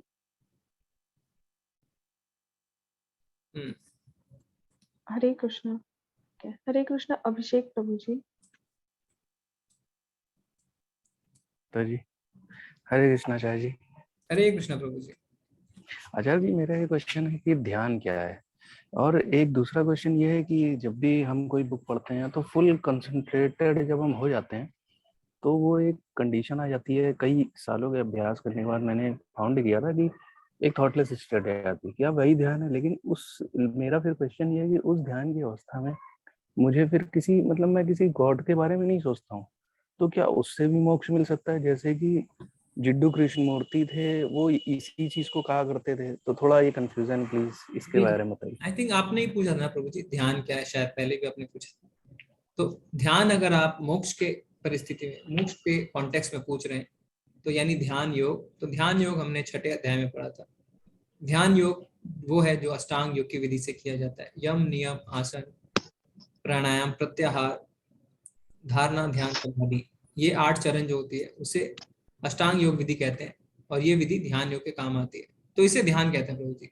ये पूरे 8 चरण होते हैं जिसमें आप यम यानी क्या नहीं करने, नियम यानी क्या करना है, आसन लगा के बैठना है, प्राणायाम सांस को कंट्रोल करना है, प्रत्याहार अपनी भौतिक जितनी भी आपकी उपाधियां हैं उनको भूल जाना है, धारणा यानी ध्यान की प्रारंभिक अवस्था, फिर भगवान पे ध्यान लगाना है, और समाधि यानी भगवान पे लीन हो जाना है। तो इसे ध्यान कहते हैं। और शून्य पे ध्यान या थॉटलेस बोल के कुछ नहीं होता है, क्योंकि भगवान कहते हैं ध्यान योग में मेरा ध्यान किया जाता है। ये भगवान ने छठे अध्याय में साफ साफ बता दिया कि मेरा ध्यान किया जाता है। तो मेरा ध्यान यानी विष्णु का ध्यान जब करेंगे तभी आप भगवान को प्राप्त कर सकते हैं। पर कलयुग में ध्यान जो है संभव नहीं है प्रभु जी, हमने पहले भी बताया है, वो सिर्फ समय को व्यर्थ करने वाली बात है। कलयुग में जो है हमें भगवान का नाम लेना है। ठीक है प्रभु जी। जी धन्यवाद आचार्य। हरे कृष्ण प्रभु जी। प्रभु जी, गणेश प्रभु जी ने वापस हैंड रेस किया है, उनका पहले माता देना जी, है क्या? अभी बहुत सारे हैंड रेज हैं हमारे हाँ पास, अभी हाँ और भी समय है ना, हाँ। हम सबको सुनते हैं। हरे कृष्ण नुपुर माता जी। हरे कृष्ण हरे कृष्णा। हरे हरे कृष्ण कृष्णा। प्रभु जी। हरे कृष्ण प्रभु जी, मैं दंडवत प्रणाम। मैं ये कहना चाह रही थी कि अभी कमल प्रभु जी ने बोला कि सब जगह पे मंदिर या कृष्ण का जी का भगवान कृष्ण जी की भक्ति नहीं है या जो भी कुछ। तो मैं खुद अपने मंदिर का बताना चाहती हूँ, जो मेरे घर के अंदर मंदिर है। मैंने उसमें सेंटर में बड़ी सी मूर्ति साईं बाबा जी की रखी हुई थी, किसी बिल्कुल अज्ञानता के कारण, और जो बाकी के मेरे भगवान थे वो उनके पीछे रखे हुए थे। फिर मुझे जब थोड़ा ज्ञान हुआ और तो मैंने फिर उनको हटा के, और अब मैंने जो है जगन्नाथ जी का रखी है।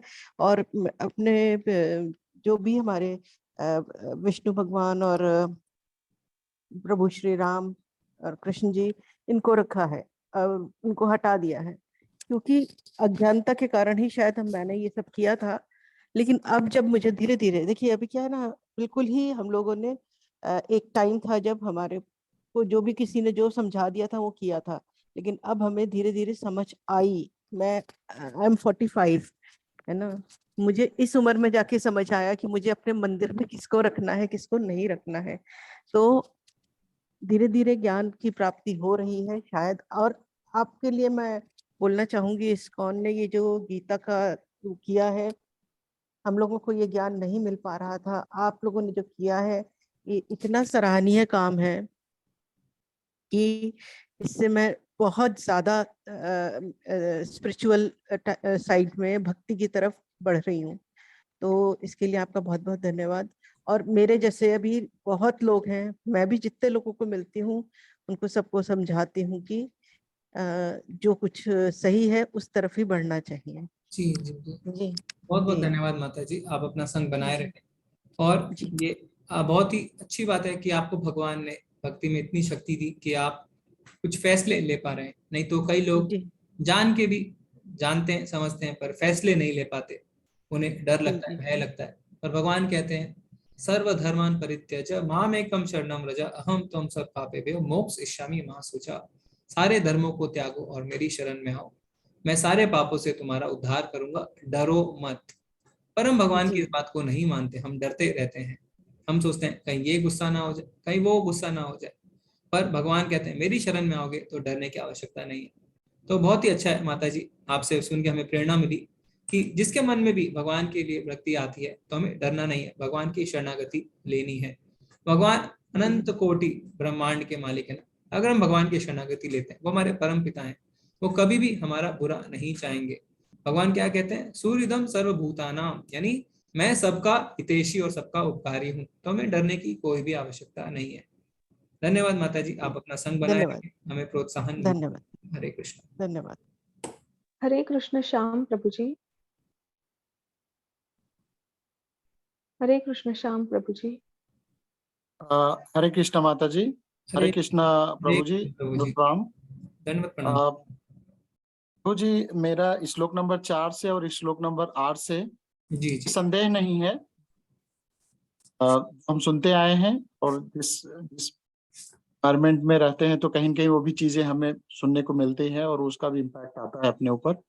तो श्लोक नंबर 4 में से लास्ट लाइन है, समस्त जीव मुझ में है किंतु मैं नहीं हूँ। जी जी जी। तो ये चीज बहुत पहले से ही चाहे पेरेंट्स से या कहीं से भी सुनने को आता है, समाज में भी, हिंदू समाज में भी, कि भगवान जो है हर सबके हृदय में निवास करते हैं। तो ये मतलब मैं उनमें नहीं हूँ। तो ये चीज मेरे को थोड़ा सा आपसे तो चाहिए, प्रभु जी कुछ आप ये क्या है, बताएं। हाँ, ये भगवान की अचिंत्य शक्ति कही जाती है क्या, जिसमें एक विरोधाभास लगता है हमें ना। तो ये हम जो है इसको विजुअलाइज नहीं कर सकते, पूरी तरीके से समझ नहीं सकते, क्योंकि ये भगवान की अचिंत्य शक्ति है। पर इसको हम उदाहरण के तरीके से समझ सकते हैं। 2 उदाहरण मैं आपको दूंगा। पहला, अगर आप किसी कमरे में या किसी घर में हैं, तो आप घर के अंदर हैं पर घर आपके अंदर नहीं है ना। जी। आप किसी कमरे में होते हैं तो आप कमरे में पर कमरा आपके अंदर नहीं है। दूसरा उदाहरण क्या है, जैसे जब भगवान जब नटखट लीलाएं करते थे तो भगवान ब्रह्मांड के अंदर लीलाएं करते थे, है ना। पर जब जी वो माटी खा लेते हैं और जब यशोदा मैया उनका मुख खोलती है तो मुख के अंदर उनको ब्रह्मांड दिखता है। तो अब भगवान के अंदर ब्रह्मांड है कि ब्रह्मांड के अंदर भगवान है ना, आप समझ रहे हैं, क्योंकि ब्रह्मांड के अंदर भगवान लीला कर रहे हैं, पर जब भगवान अपना मुख खोल रहे हैं तो उनके अंदर भी ब्रह्मांड दिख रहा है। तो ये जो अचिंत्य शक्ति है भगवान की, ये विरोधाभास है जो हम पूरी तरीके से प्रभु जी नहीं समझ सकते। ये भगवान की शक्ति है जो जीवात्मा इसे नहीं समझ सकते अच्छी तरीके से। ठीक है प्रभु जी?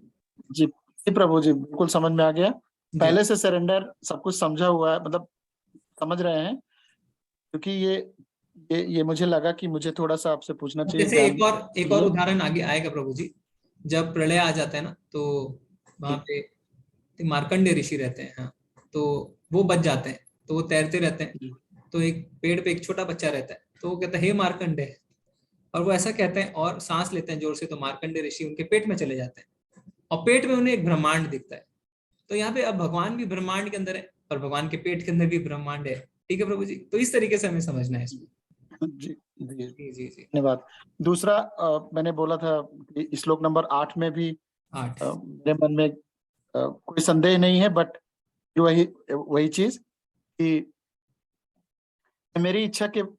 यह मेरी इच्छा से बारंबार स्वतः प्रकट होता रहता है और मेरी ही इच्छा से अंत में नष्ट होता है जी, और मेरे ही इच्छा से प्रकट होता है। तो जैसे समाज में ये अपने मतलब धर्म में है कि नहीं मुझे नहीं पता, बट सुनने को फिर से वही चीज की आता है कि ब्रह्मा विष्णु महेश में ब्रह्मा जी हमेशा जैसे जी जी जी, मैं समझ गया आपका प्रश्न। सृष्टि में जी सृजन करते हैं और भगवान विष्णु जी पालन करता है और शिव जी विनाश करते हैं। तो ये सही है, ये सही है। जी जी, ये सही है कि जो ब्रह्मा जी, विष्णु जी और शिव जी को अलग अलग कार्य दिया गया है, और शिव जी जो है वो उनको किस चीज का कार्य दिया गया? विनाश करने का, विनिष्ट करने का। पर वो क्या कर रहे हैं? वो भगवान के दिए हुए ड्यूटी का पालन कर रहे हैं। तो इच्छा किसकी है? इच्छा भगवान की है ना, भगवान की है। तो आपको अगर कोई कंपनी का सीईओ है, वो क्या करता है? वो मार्केटिंग ऑफिसर को एक काम देता है, चीफ फाइनेंशियल ऑफिसर को एक काम देता है, ह्यूमन रिसोर्स मैनेजर को एक काम देता है। तो आप क्या कहते हैं? अच्छा, एचआर वाले को एचआर का काम है, फाइनेंस वाले को फाइनेंस देखना है, मार्केटिंग वाले को मार्केटिंग देखनी है। तो तीनों को 3 काम दिया गया है। पर वहां पे अगर सीईओ बोलता है कि मेरी ही इच्छा से हम बैंक से लोन उठाते हैं, मेरी ही इच्छा से हम प्रोडक्ट बेचते हैं, और मेरी ही इच्छा से हम लोगों को रिक्रूट करते हैं, तो ये गलत नहीं है, क्योंकि कर तो वो 3 अलग अलग ऑफिसर रहे हैं, पर सीईओ की इच्छा से कर रहे हैं। ठीक है प्रभु जी? जी प्रभु जी, मैं एक ही बात अपने लोगों के लिए बोलना चाहता हूँ कि जो भी हम अपने परिवार से, जहाँ जिस समाज जन्म लेते हैं, जिस परिवार में, जिस धर्म में, वहां से बहुत सारी चीजें पेरेंट्स के थ्रू या जो भी पंडित जी होते हैं सीखते हैं। तो कई चीजें जो होती हैं वो धर्म के अनुसार होती हैं और बहुत सारी चीजें, ज्यादातर चीजें वो होती हैं जो कही कहाई होती है। तो मुझे लगता है कि हर किसी को चीज का निवारण करना चाहिए। जैसे कि मैंने 2 प्रश्न मेरे मन में किसी और तरीके से थे, बट मुझे कोई संदेह नहीं था, लेकिन फिर भी मैंने पूछा, तो धन्यवाद। से दंडवत प्रणाम प्रभु जी। हरे जी कृष्णा। जी धन्यवाद। नहीं ये प्रभु जी, ये कोई ऐसा नहीं है कि आप कोई प्रश्न पूछ रहे हैं तो मैं कोई जवाब दे रहा हूँ, नहीं, ये एक डिस्कशन है, क्योंकि हम सब छात्र हैं। मैं भी छात्र हूँ, माता जी एडमिन वो भी छात्र हैं, हम ये सब सेवा दे रहे हैं और किसी तरीके से हम साथ में आपस में डिस्कशन करके सीख रहे हैं, ठीक है ना प्रभु जी। तो इसमें कोई भी गुरु नहीं है और कोई भी सेशन नहीं, सब आपस में छात्र हैं और एक दूसरे से सीखते हैं, ठीक है प्रभु जी। जी हरे प्रभु जी कृष्ण। धन्यवाद। धन्यवाद प्रभु जी, हरे कृष्ण। माता जी मैं कुछ चैट से ले लेता हूँ, जी जी प्रभु जी। आप बैठ के, अच्छा ठीक है। संजीव प्रभु जी कह रहे हैं कि कृष्ण जी ने प्रेम विवाह किए, इससे गलत संदेश। प्रेम विवाह से गलत संदेश प्रभु जी, जो कृष्ण जी की 16,108 रानियां थी, है ना, इसके बारे में हमें पता नहीं है, इसीलिए गलत संदेश जाता है। वो क्या था, उन्हें जो है एक असुर ने, जो 16,108 रानियां थी, उनका विवाह से पहले एक असुर ने उन्हें अपने कब्जे में ले लिया था। भगवान ने उन्हें छुड़ाया, और जब उन्हें छुड़ाया तो उन्होंने कहा, जो राजकुमारियां थी उस समय, कि अब हम अपने देश वापस नहीं जा सकते, तो हम क्या करें। तो भगवान ने फिर उन्हें अपनी रानियां बनाई। तो प्रभु जी हमें पूरे शास्त्रों के बारे में हमें नहीं पता है, और ये गलत गलत बात हम सुन के धारणा बना लेते हैं, ठीक है प्रभु जी। तो उन्होंने उनका उद्धार ही किया था, ठीक है। भगवान एक है, उनके स्वरूप अलग अलग हैं। तो प्रभु जी क्या लड्डू गोपाल की मूर्ति होना जरूरी है, या फिर लक्ष्मी नारायण की तस्वीर से भी पूजा कर सकते हैं। तो आप जिस रस में माता जी जुड़ना चाहते हैं वो रस इंपॉर्टेंट है। अगर आप उन्हें पुत्र के रूप में देखना चाहते हैं तो आप लड्डू गोपाल के साथ अपना संबंध स्थापित कर सकते हैं ना, जिसे वात्सल्य रूप कहते हैं। कोई जो है वो माधुर्य रस में भगवान से अपने रिश्ते को स्थापित करना चाहता है, जैसे मीरा माँ, है ना, जैसे राधा रानी। कोई दास के रूप में करना चाहता है, जैसे हनुमान जी, वो हमेशा भगवान की सेवा के लिए तत्पर रहते हैं। और कोई मित्र के रूप में, जैसा कि अर्जुन। तो जिस रूप में, जिस रस में आप भगवान को देखते हैं, उस रस में आप भगवान की पूजा कर सकते हैं, ठीक है माता जी। अपल प्रभु जी को गीता का पीडीएफ लिंक चाहिए। तो माता जी हम पूरी की पूरी पीडीएफ आपको दे देंगे प्रभु जी, तो आपको लिंक की आवश्यकता नहीं रहेगी। जब कोर्स खत्म होगा तो पूरी की पूरी भगवत गीता की किताब व्हाट्सएप में डाल दी जाएगी, ठीक है प्रभु जी। प्रभु जी ऑलरेडी डाल दी है डाल दिए तो प्रभु जी आप व्हाट्सएप ग्रुप चेक करिए, पूरी की पूरी भगवत गीता ही डाल दी है, ठीक है प्रभु जी।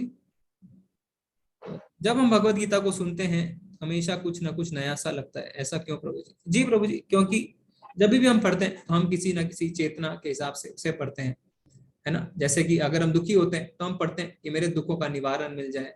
अगर हम कुछ लाभ चाहते हैं तो हम सोचते हैं कुछ लाभ मिल जाए।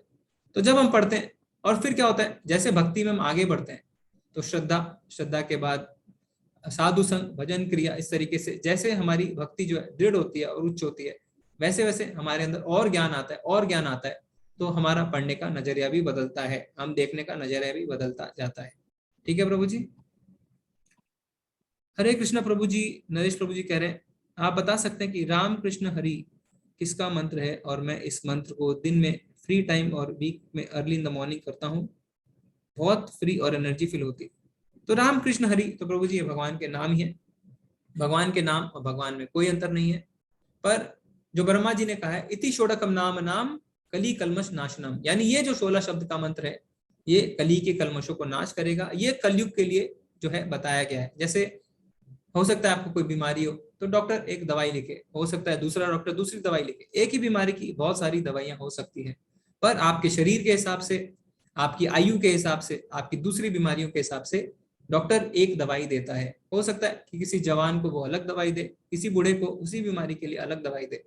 इसी तरीके से भगवान का नाम है सारे, और भगवान के नाम में कोई फर्क नहीं है। पर कलयुग में महामंत्र का ही जो है जो बताया गया है। और ब्रह्मा जी भी कहते हैं कि मैंने सारे शास्त्रों को छान मारा, पर महामंत्र से ज्यादा लाभदायक कली के कलमशों को विनाश करने के लिए कुछ भी नहीं मिला, ठीक है प्रभु जी। ठीक है, बहुत ज्यादा चैट में लिखने से भी दिक्कत आती है। कमल प्रभु जी आप हैंड रेज कर सकते हैं, आपको शायद सारे सवालों का जवाब मिल गया है, ठीक है प्रभु जी। हरे कृष्ण। माता जी हैंड रेज ले सकते हैं। प्रभु जी यहाँ पे मेरे चैट बॉक्स में जी भी जी जी जी क्वेश्चन है, कमल प्रभु जी का ही है। कमल प्रभु जी आप हैंड रेज करिए, आपके बहुत सारे सवाल है ना, तो आसानी रहेगी अगर आप हैंड रेज करेंगे तो हम आपको सुन सकेंगे प्रभु जी, ठीक है। माता जी उनके हमारे पास भी 6-7 चैट है, तो प्रभु जी अगर आप हैंड रेज कर सकते हैं तो कर लीजिए। है वो हरे कृष्ण कमल प्रभु जी। प्रभु जी मेरे चैट बॉक्स में कमल शर्मा प्रभु जी का मैसेज है, 2 कमल प्रभु जी है। हाँ, कमल शर्मा प्रभु जी, शायद वो हाँ हाँ हाँ, पढ़ूं मैं जी मैसेज? जी जी जी। उन्होंने लिखा है कि जब भी मैं भगवत गीता को सुनता हूँ हमेशा कुछ ना कुछ नया सा लगता है, ऐसा क्यों? और पूछा है उन्होंने कि और जैसा हमारा मूड होता है उसी प्रकार से विचार मन में आते हैं, और गीता सुनते वक्त मन को अलग ही शांति मिलती है और उस प्रॉब्लम का सॉल्यूशन भी मिलता है, ऐसा मुझे लगता है। क्या ये सही है या उनका सिर्फ वहम है? सेम मैसेज मेरे पास भी आए। तो अच्छा, उन्होंने एक ही मैसेज बार बार किया, ये सही है प्रभु जी, बिल्कुल सही है, इसका हमने ऑलरेडी चर्चा कर ली है। ठीक है, ठीक है माता जी, हम आगे बढ़ते हैं। हरे कृष्ण श्याम प्रभु जी। श्याम प्रभु जी का हो गया हमारी बात, और बढ़ते हैं। शंकर प्रभु जी, हरे कृष्णा। शंकर प्रभु जी। हरे कृष्ण शंकर प्रभु जी। प्रभु जी। हरे कृष्ण प्रभु जी, धन्यवाद, प्रणाम। प्रभु जी मेरे को संस्कृत भी नहीं आती है, हिंदी भी नहीं आती है, लेकिन थोड़ा थोड़ा सुन लेता हूँ, इसलिए मेरा क्वेश्चन उसी हिसाब से है। तो प्रभु जी मुझे ये बताइए, 108 उपनिषद हैं, उपनिषद का वर्ड मीनिंग क्या है? मेरे को पता नहीं है। उपनिषद का वर्ड मीनिंग क्या है आपको उसके प्रभु जी आपके प्रश्न जो है वो हमेशा ही एकदम अलग रहते हैं। तो 108 उपनिषद, हाँ, उपनिषद का मतलब होता है कि जो हमारे वेद होते हैं ना, उसमें उनको जो तरीके से समझाया गया है, उनको 108 उपनिषदों में समझाया गया है। जैसे अभी हम पढ़ते हैं श्री ईशो उपनिषद जो हमारे कोर्स में है। तो प्रभु जी ये हमारे शास्त्री हैं, और इसे प्रभु जी नहीं, उपनिषद का वर्ड क्या है? वर्ड इसको इंग्लिश में बोल दीजिए आप। नहीं पता प्रभु जी, आप ही बता दीजिए। नहीं प्रभु जी, कसम से मैं सीखना चाहता हूँ आपसे।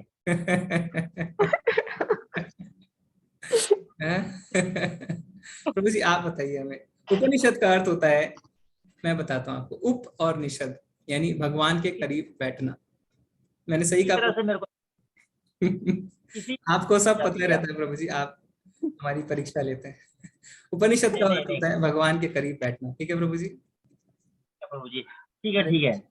तो प्रभु जी पुराण का क्या मतलब था? पुराण, पुराण यानी जो पुरातन है, आदि है ना, जो बहुत पुराने हैं। तो भगवान की जो हमारे वेद है, जो पुराण है, वो बहुत ही पुराने है, इसीलिए उन्हें पुराण कहा जाता है प्रभु जी। ठीक है, ठीक है। और दूसरा क्वेश्चन है मेरा प्रभु जी ये, तो मैंने ये कहीं से निकाला, ये विष्णु भगवान के ना 10 अवतार मेरे को ये मैंने देखे कहीं। विष्णु भगवान के कितने अवतार हुए हैं प्रभु जी? बहुत अवतार हुए हैं। अब आप किस तरीके से, पुरुष अवतार की बात कर रहे हैं, आप गुण अवतार की बात कर रहे हैं, शक्तावेश अवतार की बात कर रहे हैं, युग अवतार की बात कर रहे हैं, तो ऐसे तो बहुत अवतार हैं। कलयुग में कितने अवतार होते हैं ना प्रभु जी? मेरे को बोला था किसी ने पहले 10 अवतार हुए हैं। नहीं, वो मैंने लिस्ट में अलग बनाई अलग हुई है। नहीं, अलग अलग होते हैं। जैसे अब आप बोलेंगे कि 4 युग में जो युग अवतार है वो 4 है ना, तो उसी हाँ ऐसे तरीके से। और तो दूसरा किसी ने बोला कि 24 अवतार हैं। अब मैं इसी में कंफ्यूजन में हूँ। नहीं प्रभु जी, अवतार कौन से अवतारों की आप बात कर रहे हैं उस पर डिपेंड करता है। अब कलयुग में कोई कहेगा अभी तक भगवान का अवतार नहीं हुआ है, क्योंकि कली जो है वो भगवान के अवतार हैं। पर गौतम बुद्ध भगवान के अवतार हैं, चैतन्य महाप्रभु भी भगवान के अवतार हैं, शक्तावेश अवतार भी कितने हो चुके हैं, वेद व्यास जी भगवान के शक्तावेश अवतार है ना। तो ऐसे बहुत अवतार हो चुके हैं। तो आप कौन से अवतार की सूची चाहते हैं प्रभु जी, उस पर निर्भर करता है, क्योंकि भगवान अवतार लेते रहते हैं। ये कौन डिसाइड करता है कि ये अवतार हैं? ये हमारे शास्त्रों में लिखा रहता है। जैसे चैतन्य महाप्रभु है ना, उनके बारे में जो आज से सिर्फ 500 साल पहले हुए, शास्त्रों में उनके बारे में लिखा है, उनकी माता का नाम लिखा है, उनके पिता का नाम लिखा है, वो कहाँ होंगे ये भी लिखा है। तो शास्त्रों में लिखा रहता है। अगर हमारे पास कल समय रहा तो मैं आपको चैतन्य महाप्रभु का जो प्रेडिक्शन है शास्त्रों में कि भगवान आएंगे, तो वो मैं आपको दिखाऊंगा। स्लाइड्स कुछ है मेरे पास, मैं आपको वो प्रेजेंट करूंगा कि किस तरीके से कौन कौन से शास्त्र में लिखा है कि चैतन्य महाप्रभु जो है वो भगवान के अवतार है। शास्त्र में लिखा रहता है प्रभु जी, अगर कोई बोलता है तो हम विश्वास नहीं करते। प्रभु जी शास्त्र भी तो किसी ने लिखा होता है ना। शास्त्र तो किसी ने प्रभु जी, शास्त्र जो हमारे होते हैं, जो वेद होते हैं, वो भगवान की वाणी होते हैं ना, भगवान की वाणी। ठीक है प्रभु जी? किसी ने किसी के थ्रू हमारे पास पहुंचे है ना। हाँ, तो भगवान की वाणी है, उसे लिपिबद्ध किया है। जैसे हमने देखा है हमारे जितने बड़े बड़े शास्त्र हैं उसको लिपिबद्ध किया है वेद व्यास जी ने। और वेद व्यास जी कौन है? वो भगवान के शक्तावेश अवतार है खुद, तो वो कोई मनुष्य नहीं है, साधारण मनुष्य नहीं है प्रभु जी। गणेश जी लिख रहे थे और है ना वेद व्यास जी कह रहे थे। तो मनुष्य जो है वो तो 4 त्रुटियों से, वो आपको हमने बहुत बार चर्चा करी है इस पॉइंट की, तो वो नहीं कर सकता है। हम अपने देश के लिए कानून तक नहीं बना सकते। जब कोरोना आया तो कभी हम कहते हैं मास्क लगाओ, कभी हम कहते हैं हटाओ, कभी हम कहते हैं सैनिटाइजर यूज करो, कभी हम कहते हैं इससे हमारी त्वचा खराब होती है। हम तो कानून बनाने लायक भी नहीं प्रभु जी, हम शास्त्र क्या लिखेंगे? ठीक है प्रभु जी, ये जो है ना वेद व्यास जी तो पहले आए थे, बुद्ध तो बाद में आए थे, तो मेरे को बताइए बुद्ध का नाम किसने इंक्लूड किया? नहीं प्रभु जी, हम आपको शास्त्रों से बताएंगे। ठीक है, आप ऐसे हम जो अपने मनोधर्म के हिसाब से तर्क नहीं कर सकते, तो हमें शास्त्र पढ़ने, आप अगर आप देखें, अगर आपको नहीं मिलता है तो हम बताएंगे।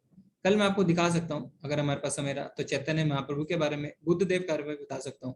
शास्त्र में लिखे हैं कि ये भगवान के अवतार हैं। ठीक है, हमें इन ज्यादा तर्कों से बचना चाहिए, क्योंकि इससे अपराध हो सकता है ना, इससे वैष्णव अपराध भी हो सकता है। तो हमें जब मनोधर्म के हिसाब से कार्य नहीं करने चाहिए, हमें श्रद्धा रखनी चाहिए अपने शास्त्रों पे। जब भौतिक स्तर पे हमारा टीचर कहता है 2 + 2 4, तो हम उसे सवाल नहीं करते कि 2 + 2 4 क्यों है, 2 + 2 5 क्यों नहीं है, हम उसे मानते हैं। तो हमें अपने शास्त्रों को भी मानना चाहिए। ठीक है प्रभु जी, हरे कृष्ण प्रभु, हरे कृष्ण, धन्यवाद, प्रणाम। हरे कृष्ण गगन माता जी। हरे कृष्ण प्रभु जी, हरे हरे कृष्ण, माता जी, हरे हरे कृष्णा प्रभु जी, हरे कृष्णा माता जी। हरे कृष्ण। या लाइक जब हम कृष्णा जी की पूजा करते हैं, उनकी भक्ति करते हैं, उनका महामंत्र हम लोग जापना शुरू करते हैं, तो कहते हैं कि जो गणेश भगवान थे, कहते वो सबसे छोटे भगवान थे। कहते हैं कि उनकी पूजा के बिना कोई भी पूजा भी कंप्लीट नहीं होती है। सो हमें उनका भी मतलब गणेश जी का भी पहले मंत्र कुछ बोलना चाहिए कृष्णा जी के जी जी मंत्र से पहले। तो इसमें ये जी इज जी इट माता जी, इज इसमें इट ट्रू? आचार्य हमारे बताते हैं कि भक्ति रस अमृत सिंधु बोल के ग्रंथ है, तो उसमें बताया गया है कि अक्सर मनुष्य क्या करता है, गणेश जी को विघ्नहर्ता की तरह हम पूछते हैं, और कोई भी कार्य शुरू करते हैं तो उनका नाम लेते हैं। पर भक्ति रस अमृत सिंधु आप पढ़ेंगे तो उसमें लिखा हुआ है कि गणेश जी हर समय किसका ध्यान करते हैं? हर समय वो नरसिंह देव के चरणों में अपना ध्यान रखते हैं।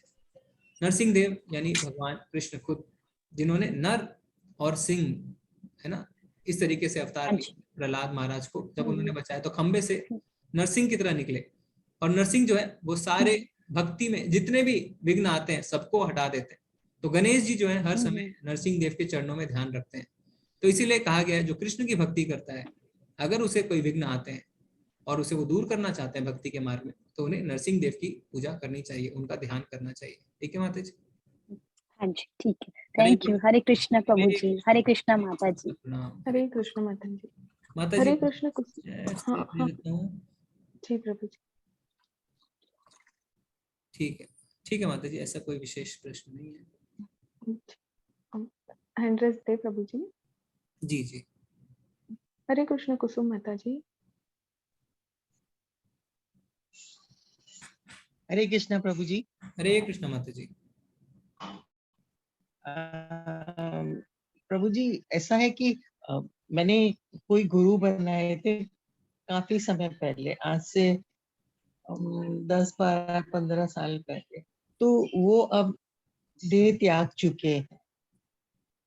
तो क्या मुझे दूसरे गुरु बना लेने चाहिए या मतलब क्या करना चाहिए?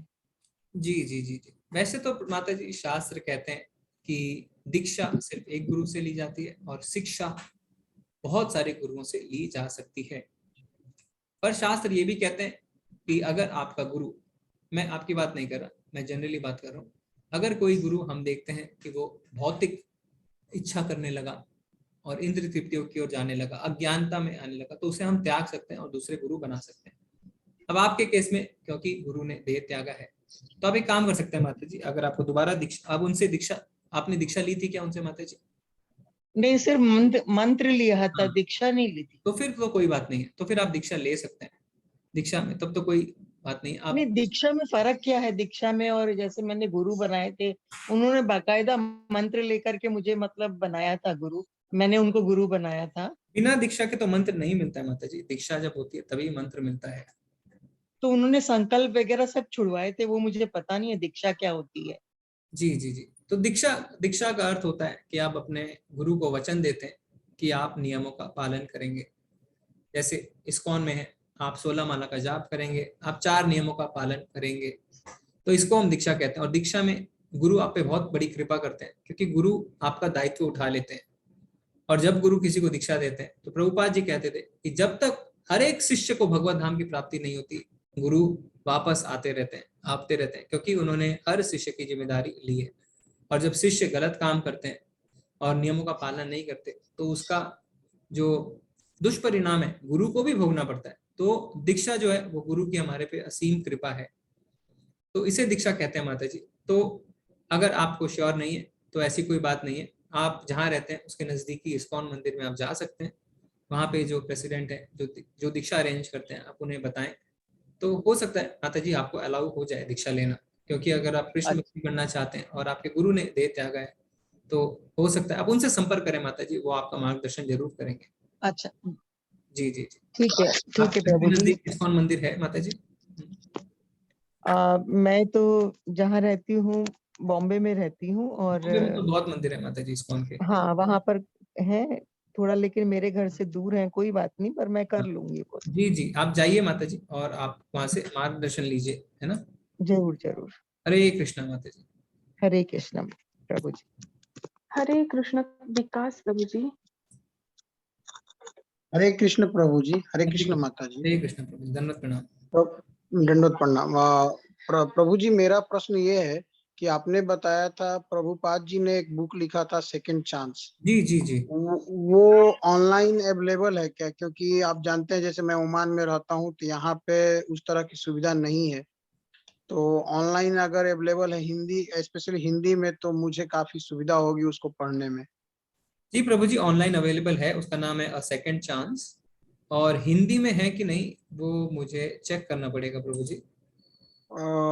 कृपया अगर एक बार आपके पास लिंक होगा तो शेयर करेंगे तो बड़ी मेहरबानी। जी जी जी प्रभु जी, तो सेकंड चांस मैं आपको इस्कॉन का लिंक, इसका अमेजोन का लिंक अभी भेज देता हूँ अभी चैट में, आप वहां से देख सकते हैं।